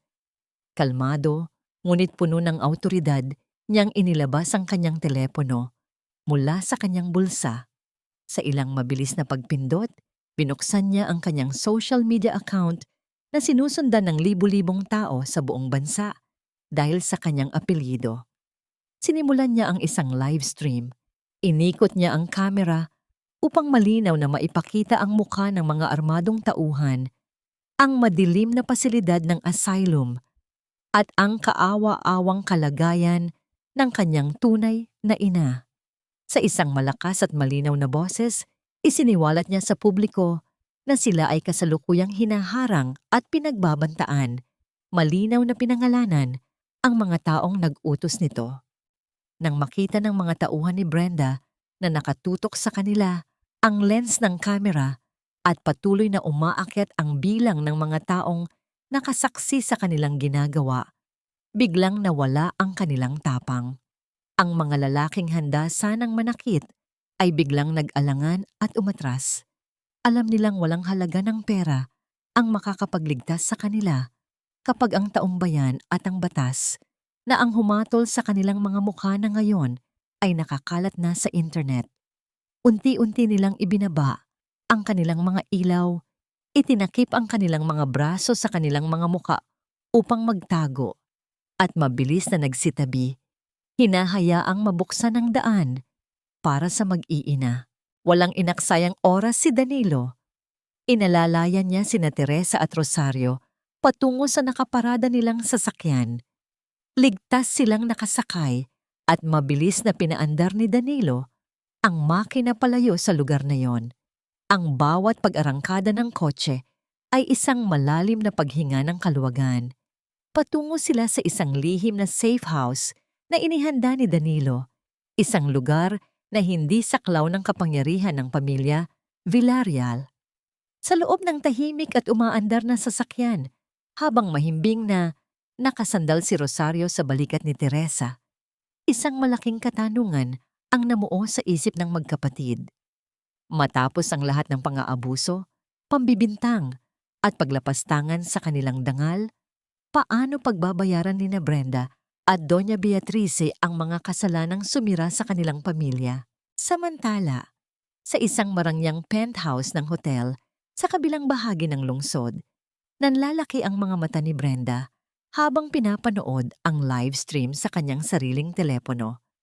Ang kanyang perpektong plano ay gumuho sa harap ng libu-libong manonood. Nagsisigaw siya sa matinding galit at pagkapahiya dahil sa unti-unting pagkasira ng kanyang malinis na pangalan.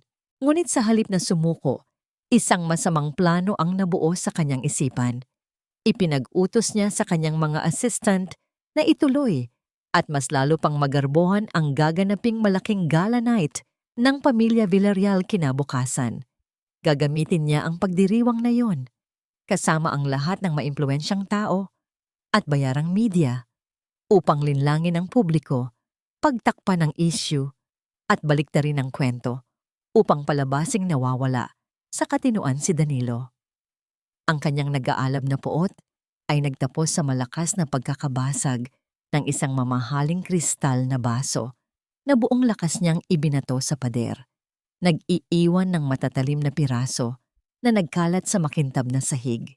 Ang ginintuang sinag ng araw na dahan-dahang sumilip mula sa siwang ng bintana ng safe house ay tila isang malambot na yakap na nagpainit sa malamig at pagod na mga katawan ng mag-iina. Sa loob ng maliit at simpleng kusina, ang halimuyak ng mainit na kapeng barako at bagong lutong pandesal ay pumuno sa paligid. Nakaupo sila sa isang payak na kahoy na hapagkainan, isang tanawin na napakalayo sa mahabang lamesa ng mansyon ng mga Villarreal na puno ng mamahaling kubyertos ngunit salat sa pagmamahal. Pinagmamasdan ni Teresa si Rosario habang dahan-dahan nitong hinihigop ang mainit na sabaw. Ang matanda ay kalmado, ang kanyang mga mata ay may kislap ng katinuan at kapayapaan na 20 taong ninakaw sa kanya. Sa bawat pagsubo at pagngiti ng kanyang ina, naramdaman ni Teresa na ang lahat ng paghihirap niya sa putikan, ang lahat ng pang-aalipusta at pang-aapi ay naging sulit dahil narating nila ang umagang ito na buo at magkasama. Matapos ang kanilang tahimik at masayang almusal, inalalayan ni Teresa si Rosario patungo sa kwarto upang ayusan.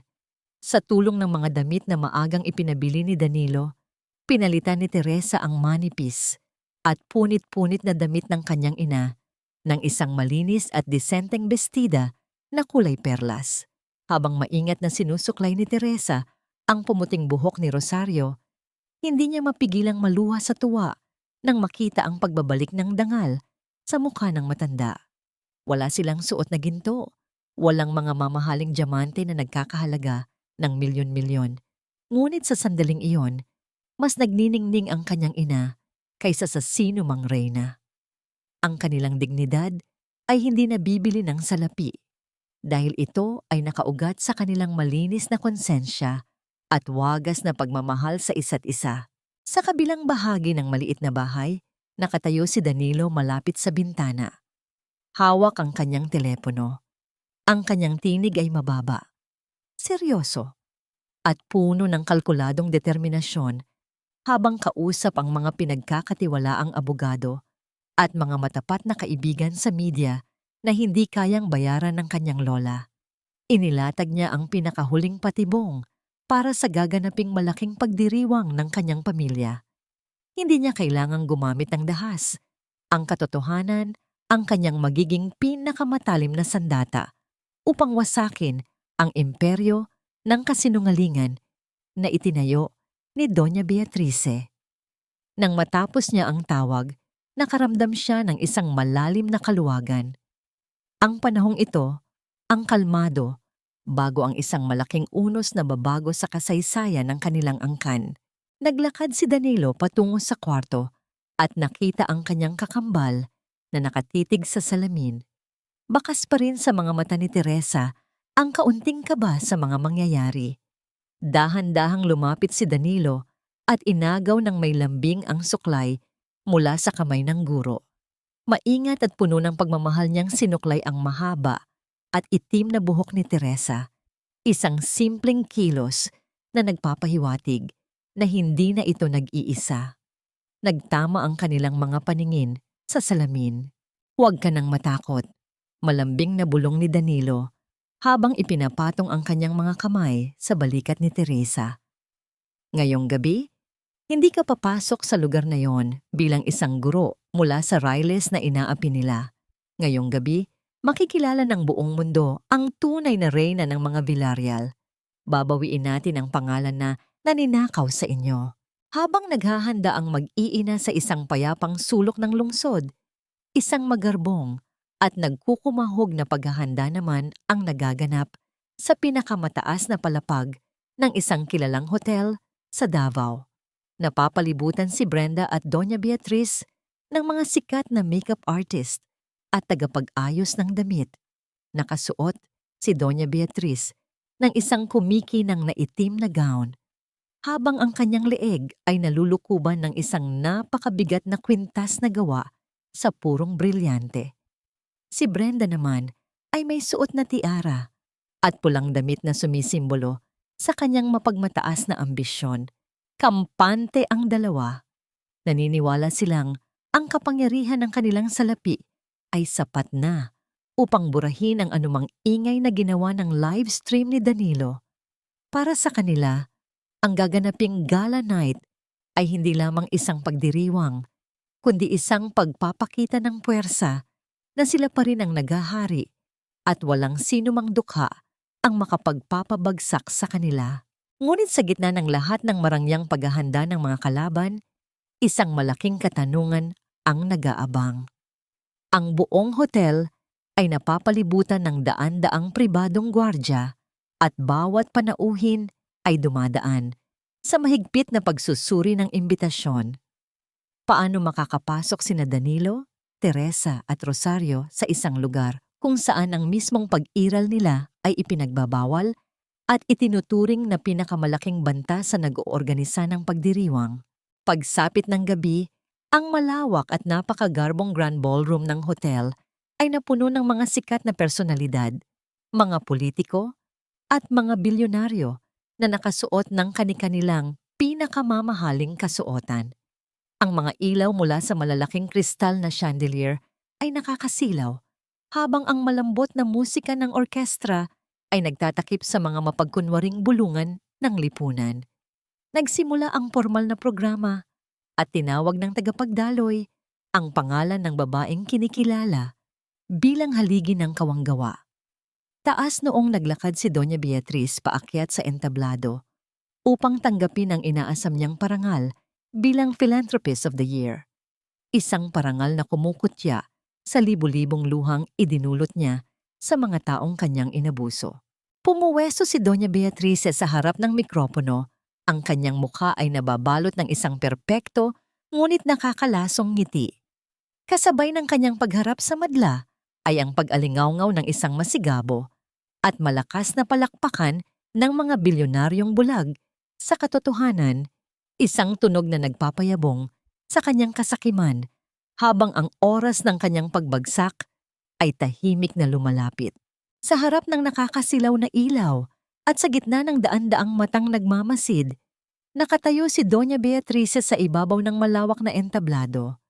Ang kanyang tinig ay malambing, at kinakitaan ng huwad na kababaang loob habang nagbibigay ng kanyang talumpati.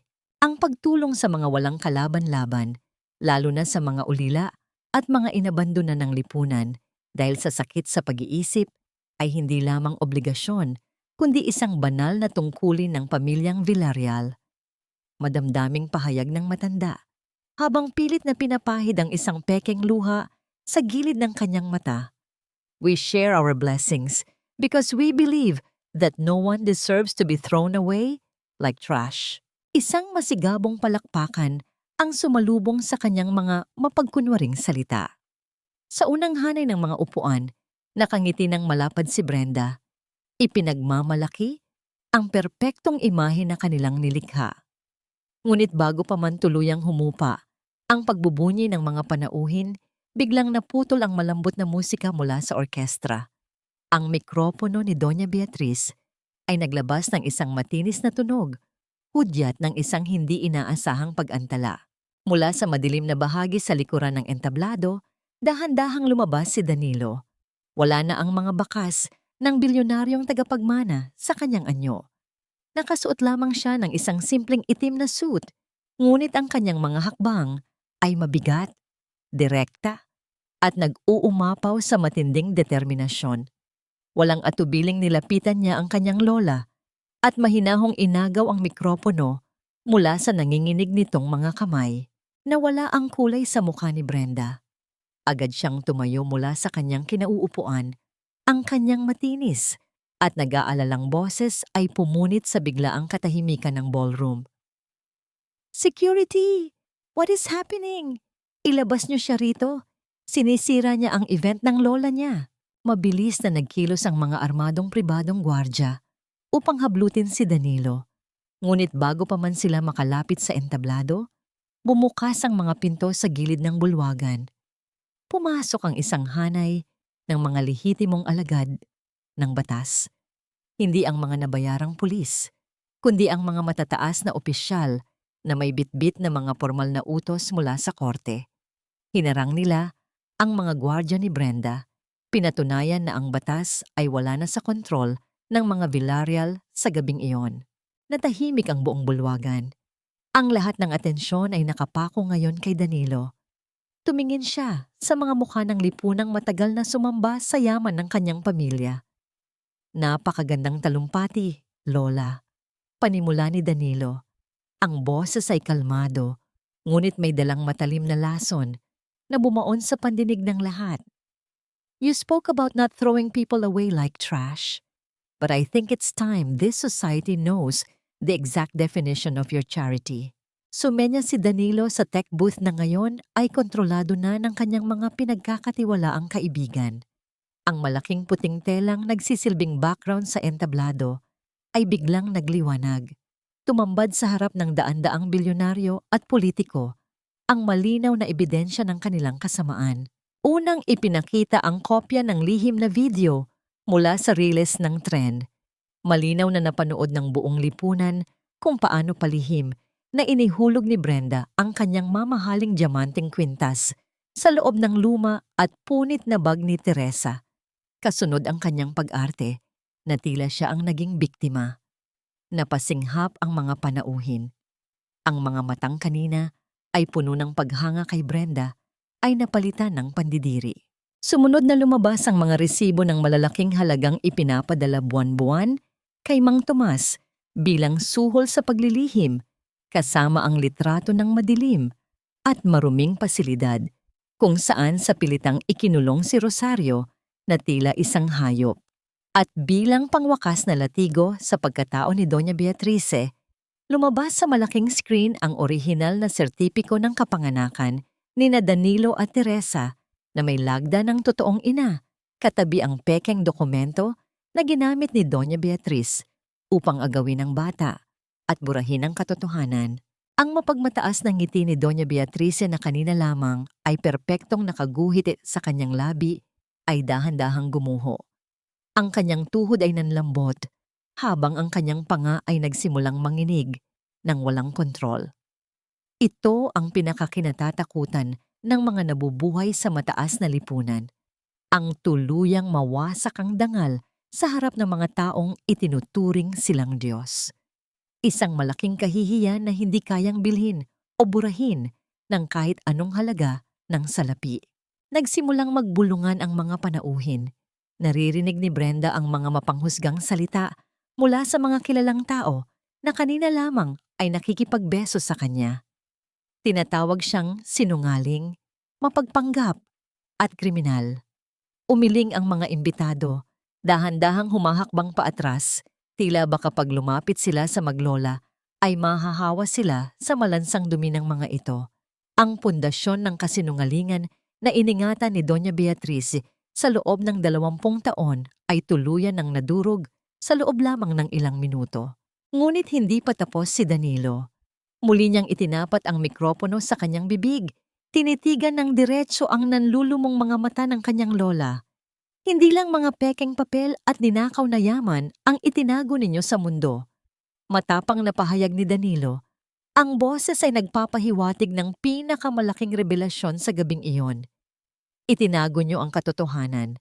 At ngayon, oras na para harapin niyo ang mga buhay na winasak ninyo. Kasabay ng pagbitiw ni Danilo sa mga salitang iyon, inilipat niya ang kanyang paningin patungo sa kabilang dulo ng bulwagan. Ang atensyon ng daan-daang tao ay sumunod sa kanyang tingin. Mula sa labas ng ballroom, ang mabigat at matunog na pagtulak sa malalaking pintuang kahoy ay umalingaw-ngaw.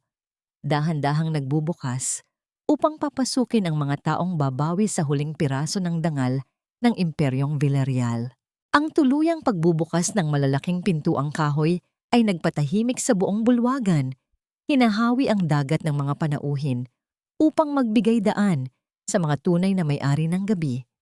Naglakad papasok si Teresa, nakataas ang noo at puno ng hindi matitinag na kumpiyansa. Wala siyang suot na kumikinang na diamante o sapatos na gawa sa mamahaling materyales. Sa halip, nakasuot lamang siya ng isang simpleng bestida, ngunit ang kanyang tindig ay nag-uumapaw sa dangal na hindi kailanman mabibili ng salapi.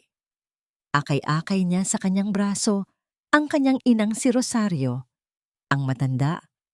Napilit ibinaon ni Doña Beatriz sa katinuan at kadiliman, ay naglalakad ngayon ng may kalmado at payapang mukha.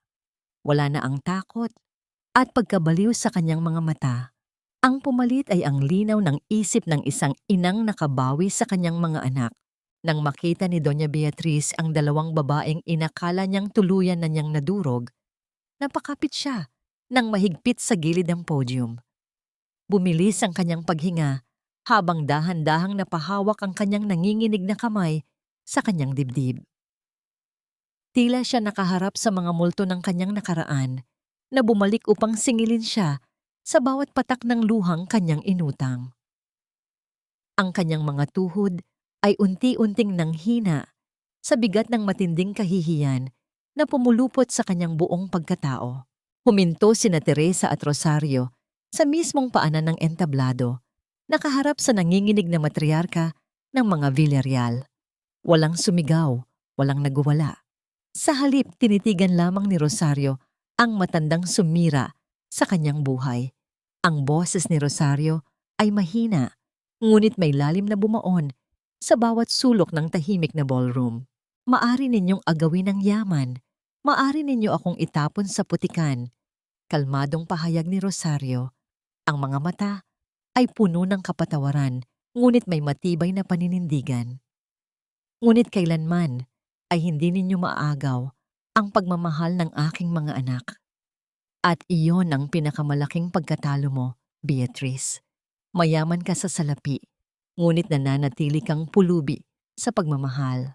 Ang mga salitang iyon ay tila mga asidong tumunaw sa natitirang kapalaluan ni Doña Beatriz. Ngunit bago pa man makasagot ang matanda, isang matinis na tili ang bumasag sa eksena. Nawala ang perpektong imahe ni Brenda. Binalot siya ng matinding pagwawala at desperasyon nang makitang gumuho ang kanyang pinapangarap na kapangyarihan. Pilit siyang sumugod patungo kay Teresa, nakataas ang mga kamay na tila nais nitong saktan ng guro. Ngunit bago pa man siya makalapit, Mabilis siyang pinigilan ng mga pulis na nakatayo sa paligid. Pilit na nagpupumigla si Brenda habang pinupusasan ang kanyang mga kamay. Ang malamig na bakal ng posas ay pumalit sa mga mamahaling alahas na dati nakapulupot sa kanyang mga pulso. Ipinagsisigawan niyang isa siyang bilyonarya na hindi dapat hinahawakan ng mga karaniwang pulis, ngunit wala nang nakikinig sa kanya. Ang mga matang dati humahanga ay ngayon nakatitig sa kanya ng may labis na pagkasuklam. Dahan-dahang lumapit si Teresa kay Brenda na ngayon ay nakaluhod at pinipigilan ng mga alagad ng batas. Tinitigan niya ang sapatos ni Brenda, ang parehong sapatos na sumipa sa natapong lugaw sa parke. Naalala niya ang lamig ng putik, ang panginginig ng kanyang ina, at ang mapang-insultong halakhak ng babaeng ito.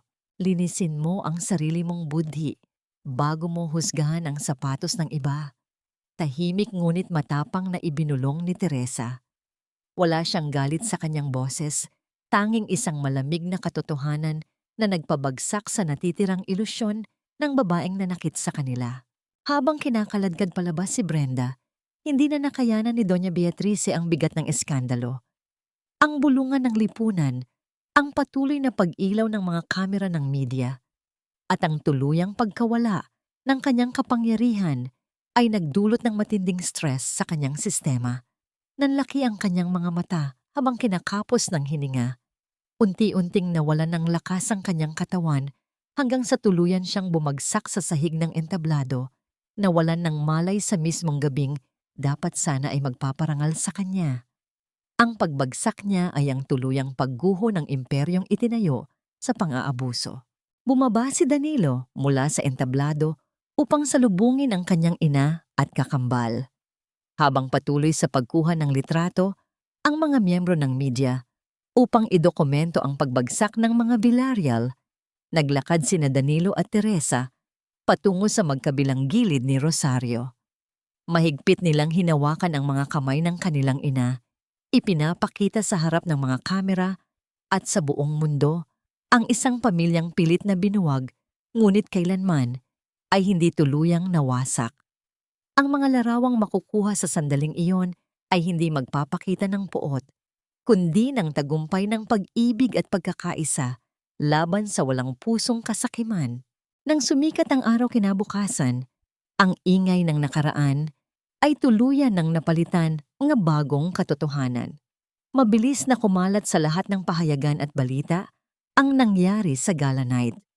Si Brenda ay nakakulong na sa isang malamig na selda, naghihintay ng kanyang mga kaso para sa pag-imbento ng ebidensya at pag-abuso. Si Doña Beatriza naman ay isinugod sa ospital dahil sa matinding stroke, nakaratay sa kama, walang kakayahang magsalita at walang sinumang kaibigan mula sa alta sosyedad ang nag-abalang bumisita sa kanya. Ang karma na matagal nang naghihintay ay tuluyan ng sumingil. Sa isang tahimik at formal na opisina ng pinakamataas na legal na kinatawan ng kumpanya, nakaupo sina Teresa at Danilo. Inilatag sa harap ni Teresa ang mga makakapal na dokumentong naglalaman ng kabuuang halaga ng mga ari-arian ng pamilya Villarreal. Bilyon-bilyong piso at malalaking lupain ng ngayon ay formal na inaalok sa kanya bilang legal at tunay na tagapagmana. Nakatitig si Teresa sa mga papeles, tahimik na nag-iisip kung tatanggapin ba niya ang pamamahala at yaman ng kumpanyang nagdulot ng labis na sakit sa kanilang buhay. Ang mabigat na katahimikan sa kwarto ay binasag lamang ng malakas at formal na pagtatak ng abogado sa mga dokumento ng mana. Ang malawak na tahimik na opisina ay napuno ng tensyon habang nakatitig si Teresa sa mga patong-patong na dokumentong inilatag ng abogado. Bilyon-bilyong piso, mga naglalakihang lupain, at ang buong kontrol ng kumpanyang Villarreal ay nakasalalay sa dulo ng kanyang panulat. Ito ang kayamanang ipinaglaban ni Doña Beatriz hanggang sa mamatay ang kanyang budhi. Ang yamang naging dahilan upang itapon si Teresa sa putikan. Dahan-dahang inangat ni Teresa ang kanyang paningin at nagtama ang kanilang mga mata ni Danilo. Walang salitang namutawi, ngunit sa isang malalim na pagpapalitan ng tingin, nagkaintindihan ng magkapatid. Isang payapa at malayang ngamong ngiti ang sumilay sa labi ni Danilo, nagbibigay ng basbas sa anumang desisyong gagawin ng kanyang kakambal. Huminga ng malalim si Teresa. Kinuha niya ang mamahaling panulat at dahan-dahang inilapat ang kanyang pangalan sa mga papeles. Ngunit nang matapos siyang pumirma, ibinigay niya ang isang matapang na direktiba sa abogado. Hindi niya kukunin ang pamamahala ng imperyo upang maging isang bagong reyna ng mataas na lipunan. Sa halip, ipinag-utos niyang ibenta ang malaking bahagi ng mga share ng kumpanya at ilipat ang bilyon-bilyong pondo sa isang trust fund na hindi maaaring galawin para sa pansariling luho. Tatalikuran nila ang marangyang buhay na puno ng kasinungalingan dahil natuklasan nilang ang pinakamabigat na tanikala ay minsan gawa sa purong ginto. Sa kabilang dako ng lungsod, malayo sa malamig na aircon ng opisina, matinding init at alinsangan ang bumabalot sa isang masikip na selda. Wala na ang mamahaling sutla at mga kumikinang na diamante. Nakasuot ngayon si Brenda ng isang magaspang at kupas na kulay kahel na uniporme ng preso. Ang kanyang buhok na dati perpektong nakapaikot ay ngayon ay buhol-buhol at basang-basa ng pawis. Sa kabila ng kanyang kalagayan, pilit pa rin niyang ipinagmamalaki ang kanyang apelyido. Sinigawan niya ang isang kapwa preso, inutusang itabi ang maruming higaan nito dahil hindi siya sanay sa maduming paligid. Ngunit sa halip na matakot, isang malakas at mapangutyang halakhak ang isinagot ng mga kababaihan sa loob ng selda. Lumapit ang isa sa mga lider ng mga preso, inalis ang marumi at punong-puno ng putik nitong tsinelas at itinapon ito sa mismong paanan ni Brenda. Sa isang mapanuyang boses, inutusan siya nitong linisin ang sapatos nila gamit ang sariling damit kung gusto niyang makakain. Napaluhod si Brenda sa malamig at maduming semento. Ang mga luhang naglandas sa kanyang pisngi ay hindi luha ng pagsisisi, kundi luha ng matinding pagkadurog ng kanyang labis na pagmamataas. Ang sakit ng pang-aalipusta na ipinaranas niya kay Teresa sa parke ay siya ring lason na ngayon ay pinapainom sa kanya ng tadhana. Habang umiiyak si Brenda sa kulungan, isang mas malalim na uri ng pagdurusa ang tahimik na nagaganap sa isang pribado at puting kwarto ng ospital. Walang ingay, maliban sa ritmong ginagawa ng makinang sumusuporta sa paghinga ni Doña Beatriz. Nakaratay ang matanda. Ang kalahati ng kanyang katawan ay tuluyan ng naparalisa dahil sa matinding stroke. Ang kanyang mga mata lamang ang may kakayahang gumalaw, nakatitig sa puti at walang lamang kisame. Sa labas ng kanyang kwarto, walang nag-aabang. Walang mga bulaklak mula sa mga bilyonaryong kaibigan. Walang mga politikong nagpapaabot ng simpatiya. Nang mawala ang kanyang pera at kapangyarihan, sumunod na naglaho ang mga taong itinuring niyang kapamilya sa lipunan. Sa gitna ng nakakabinging pag-iisa, isang lumang alaala ang dahan-dahang gumapang sa isipan ni Doña Beatrice. Bumalik sa kanyang gunita ang imahe ng isang maliit na batang lalaki. Tumatakbo palapit sa kanya na may dalang isang simpleng bulaklak na pinitas mula sa hardin. Ang batang si Danilo, nakangiti ng napakatamis, niyayakap siya ng mahigpit at tinatawag siyang lola ng may buong pagmamahal. Iyon ang isang uri ng kayamanan na ibinigay sa kanya ng libre, isang wagas na pag-ibig na walang hinihinging kapalit. Ngunit pinili niyang lasunin yun ng kontrol at kasakiman. Isang mainit at mapait na luha ang dahan-dahang tumulo mula sa gilid ng mata ni Doña Beatriz. Bumagsak sa kanyang unan. Ang kanyang kaluluwa ay patuloy na sumisigaw ng pagsisisi, humihingi ng tawad sa batang ninakawan niya ng pamilya. Ngunit ang kanyang mga labi ay kailanman hindi na makakabigkas ng anumang salita.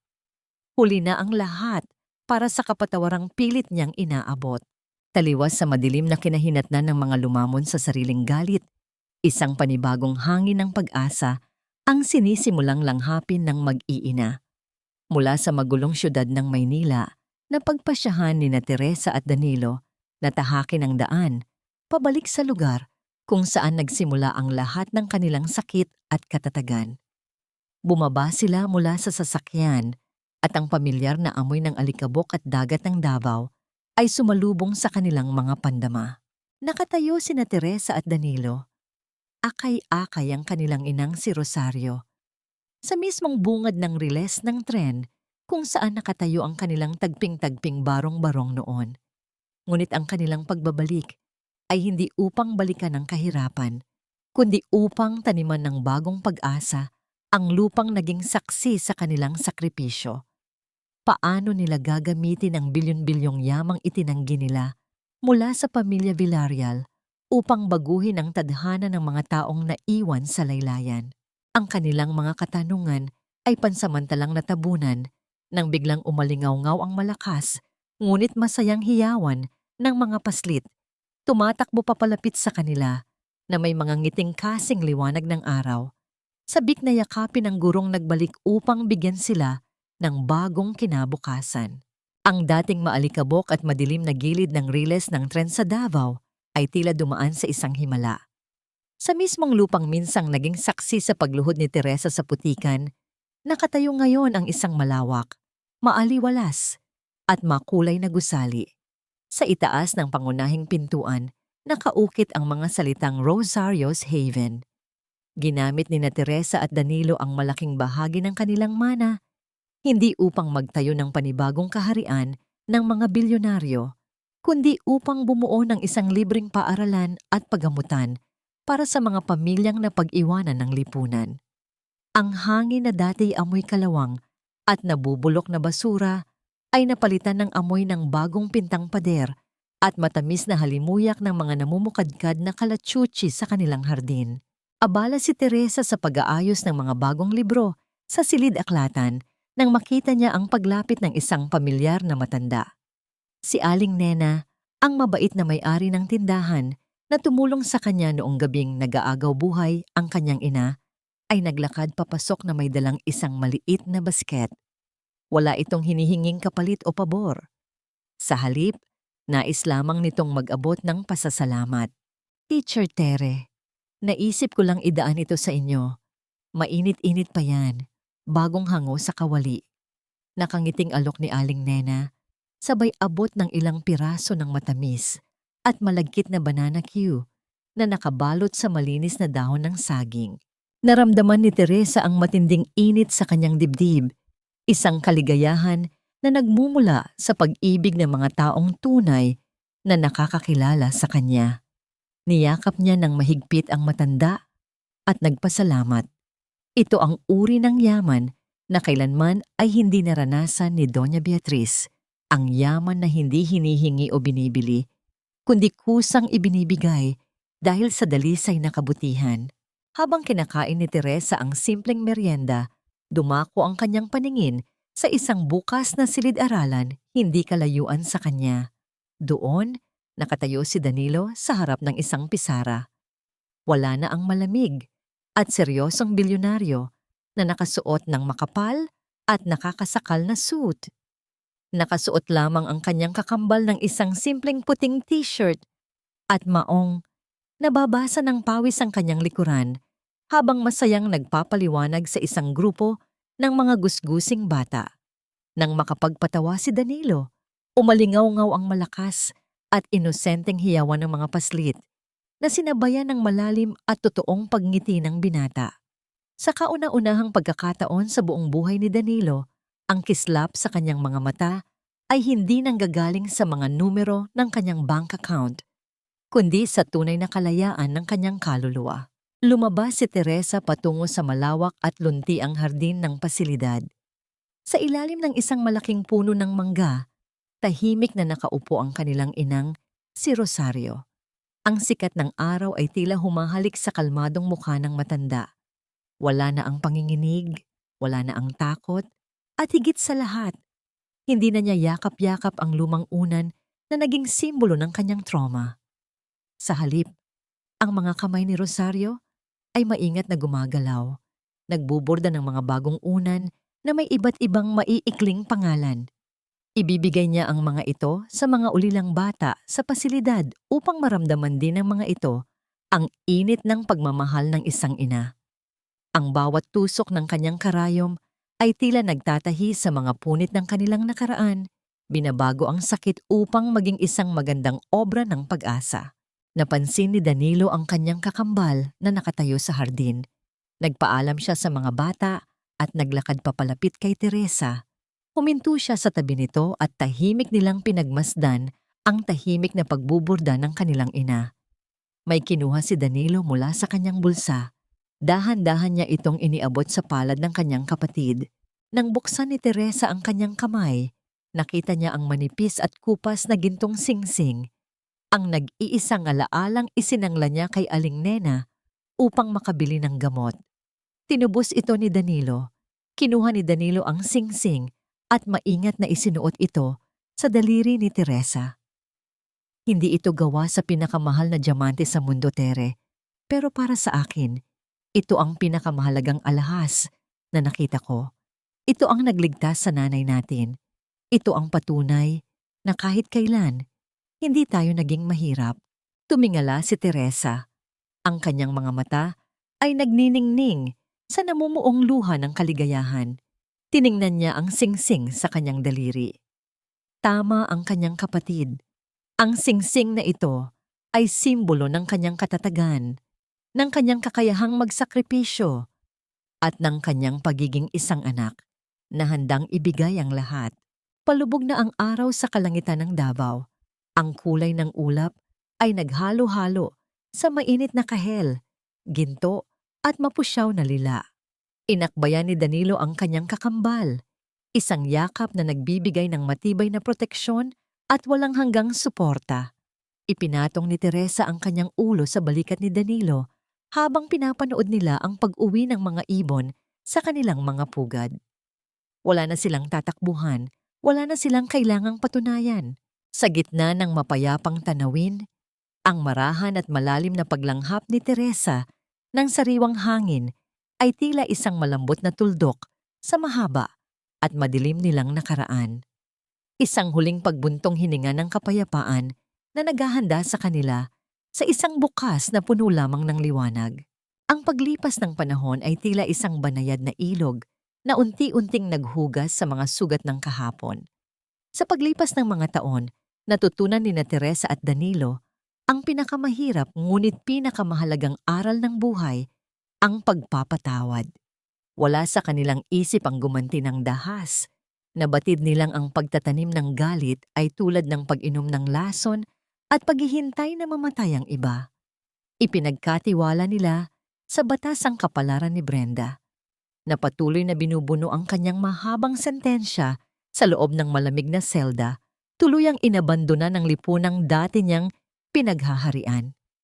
Ipinagkatiwala rin nila sa tadhana si Doña Beatriz, na sa huli ay pumanaw ng mag-isa sa isang tahimik na kwarto ng ospital. Walang dalang yaman patungo sa kabilang buhay, kundi ang mabigat na pasanin ng kanyang konsensya. Pinatawad ni Teresa at Danilo ang nakaraan, hindi dahil naging tama ang ginawa ng mga nangapi sa kanila, kundi dahil pinili nilang palayain ang kanilang sariling mga puso mula sa tanikala ng puot. Natagpuan nila ang tunay na kapayapaan na matagal na nilang inasam. Ang kapayapaang ito ay hindi matatagpuan sa loob ng isang palasyong pinapalibutan ng matataas na pader at mararangyang kagamitan, kundi sa isang payak na tahanan na laging bukas para sa mga nangangailangan. Ang walang patid na halakhak ng mga bata sa Rosario's Haven, ang malambing na paghimig ng kanilang inang, si Rosario, habang malusog at masayang nag-aalaga ng mga bulaklak sa hardin, at ang matibay na presensya ng magkapatid sa tabi ng isa't isa. Ito ang bumuo sa kanilang paraiso. Gumaling ng lubusan ng isip at kaluluwa ni Rosario dahil sa walang sawang pag-aruga ng kanyang kambal, isang patunay na ang wagas na pagmamahal ng isang pamilya ang pinakamabisang lunas sa anumang sugat ng isipan.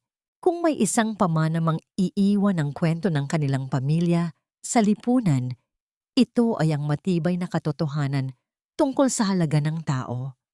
Ang tunay na yaman ay kailanman hindi masusukat sa kintab ng diamante sa iyong sapatos, sa dami ng pera sa iyong bangko, o sa taas ng apelyidong nakadikit sa iyong pangalan. Ang pinakadalisay at pinakamatibay na yaman ay ang kalinisan ng iyong budhi at ang iyong kakayahang magmahal ng walang hinihintay na kapalit. Ipinakita ni Teresa at ng kanyang pamilya na ang putik na pilit ibinabato sa iyo ng malupit na mundo, gaano man ito karumi at kasakit, ay hindi kailanman makakabawas sa iyong halaga. Bagkus, kung buong puso mong tataniman ng kabutihan, katatagan, at pag-asa ang putik na yon, asahan mong sa takdang panahon, magpapabunga ito ng pinakamaganda, pinakamabangong, at pinakamatibay na bulaklak ng tagumpay.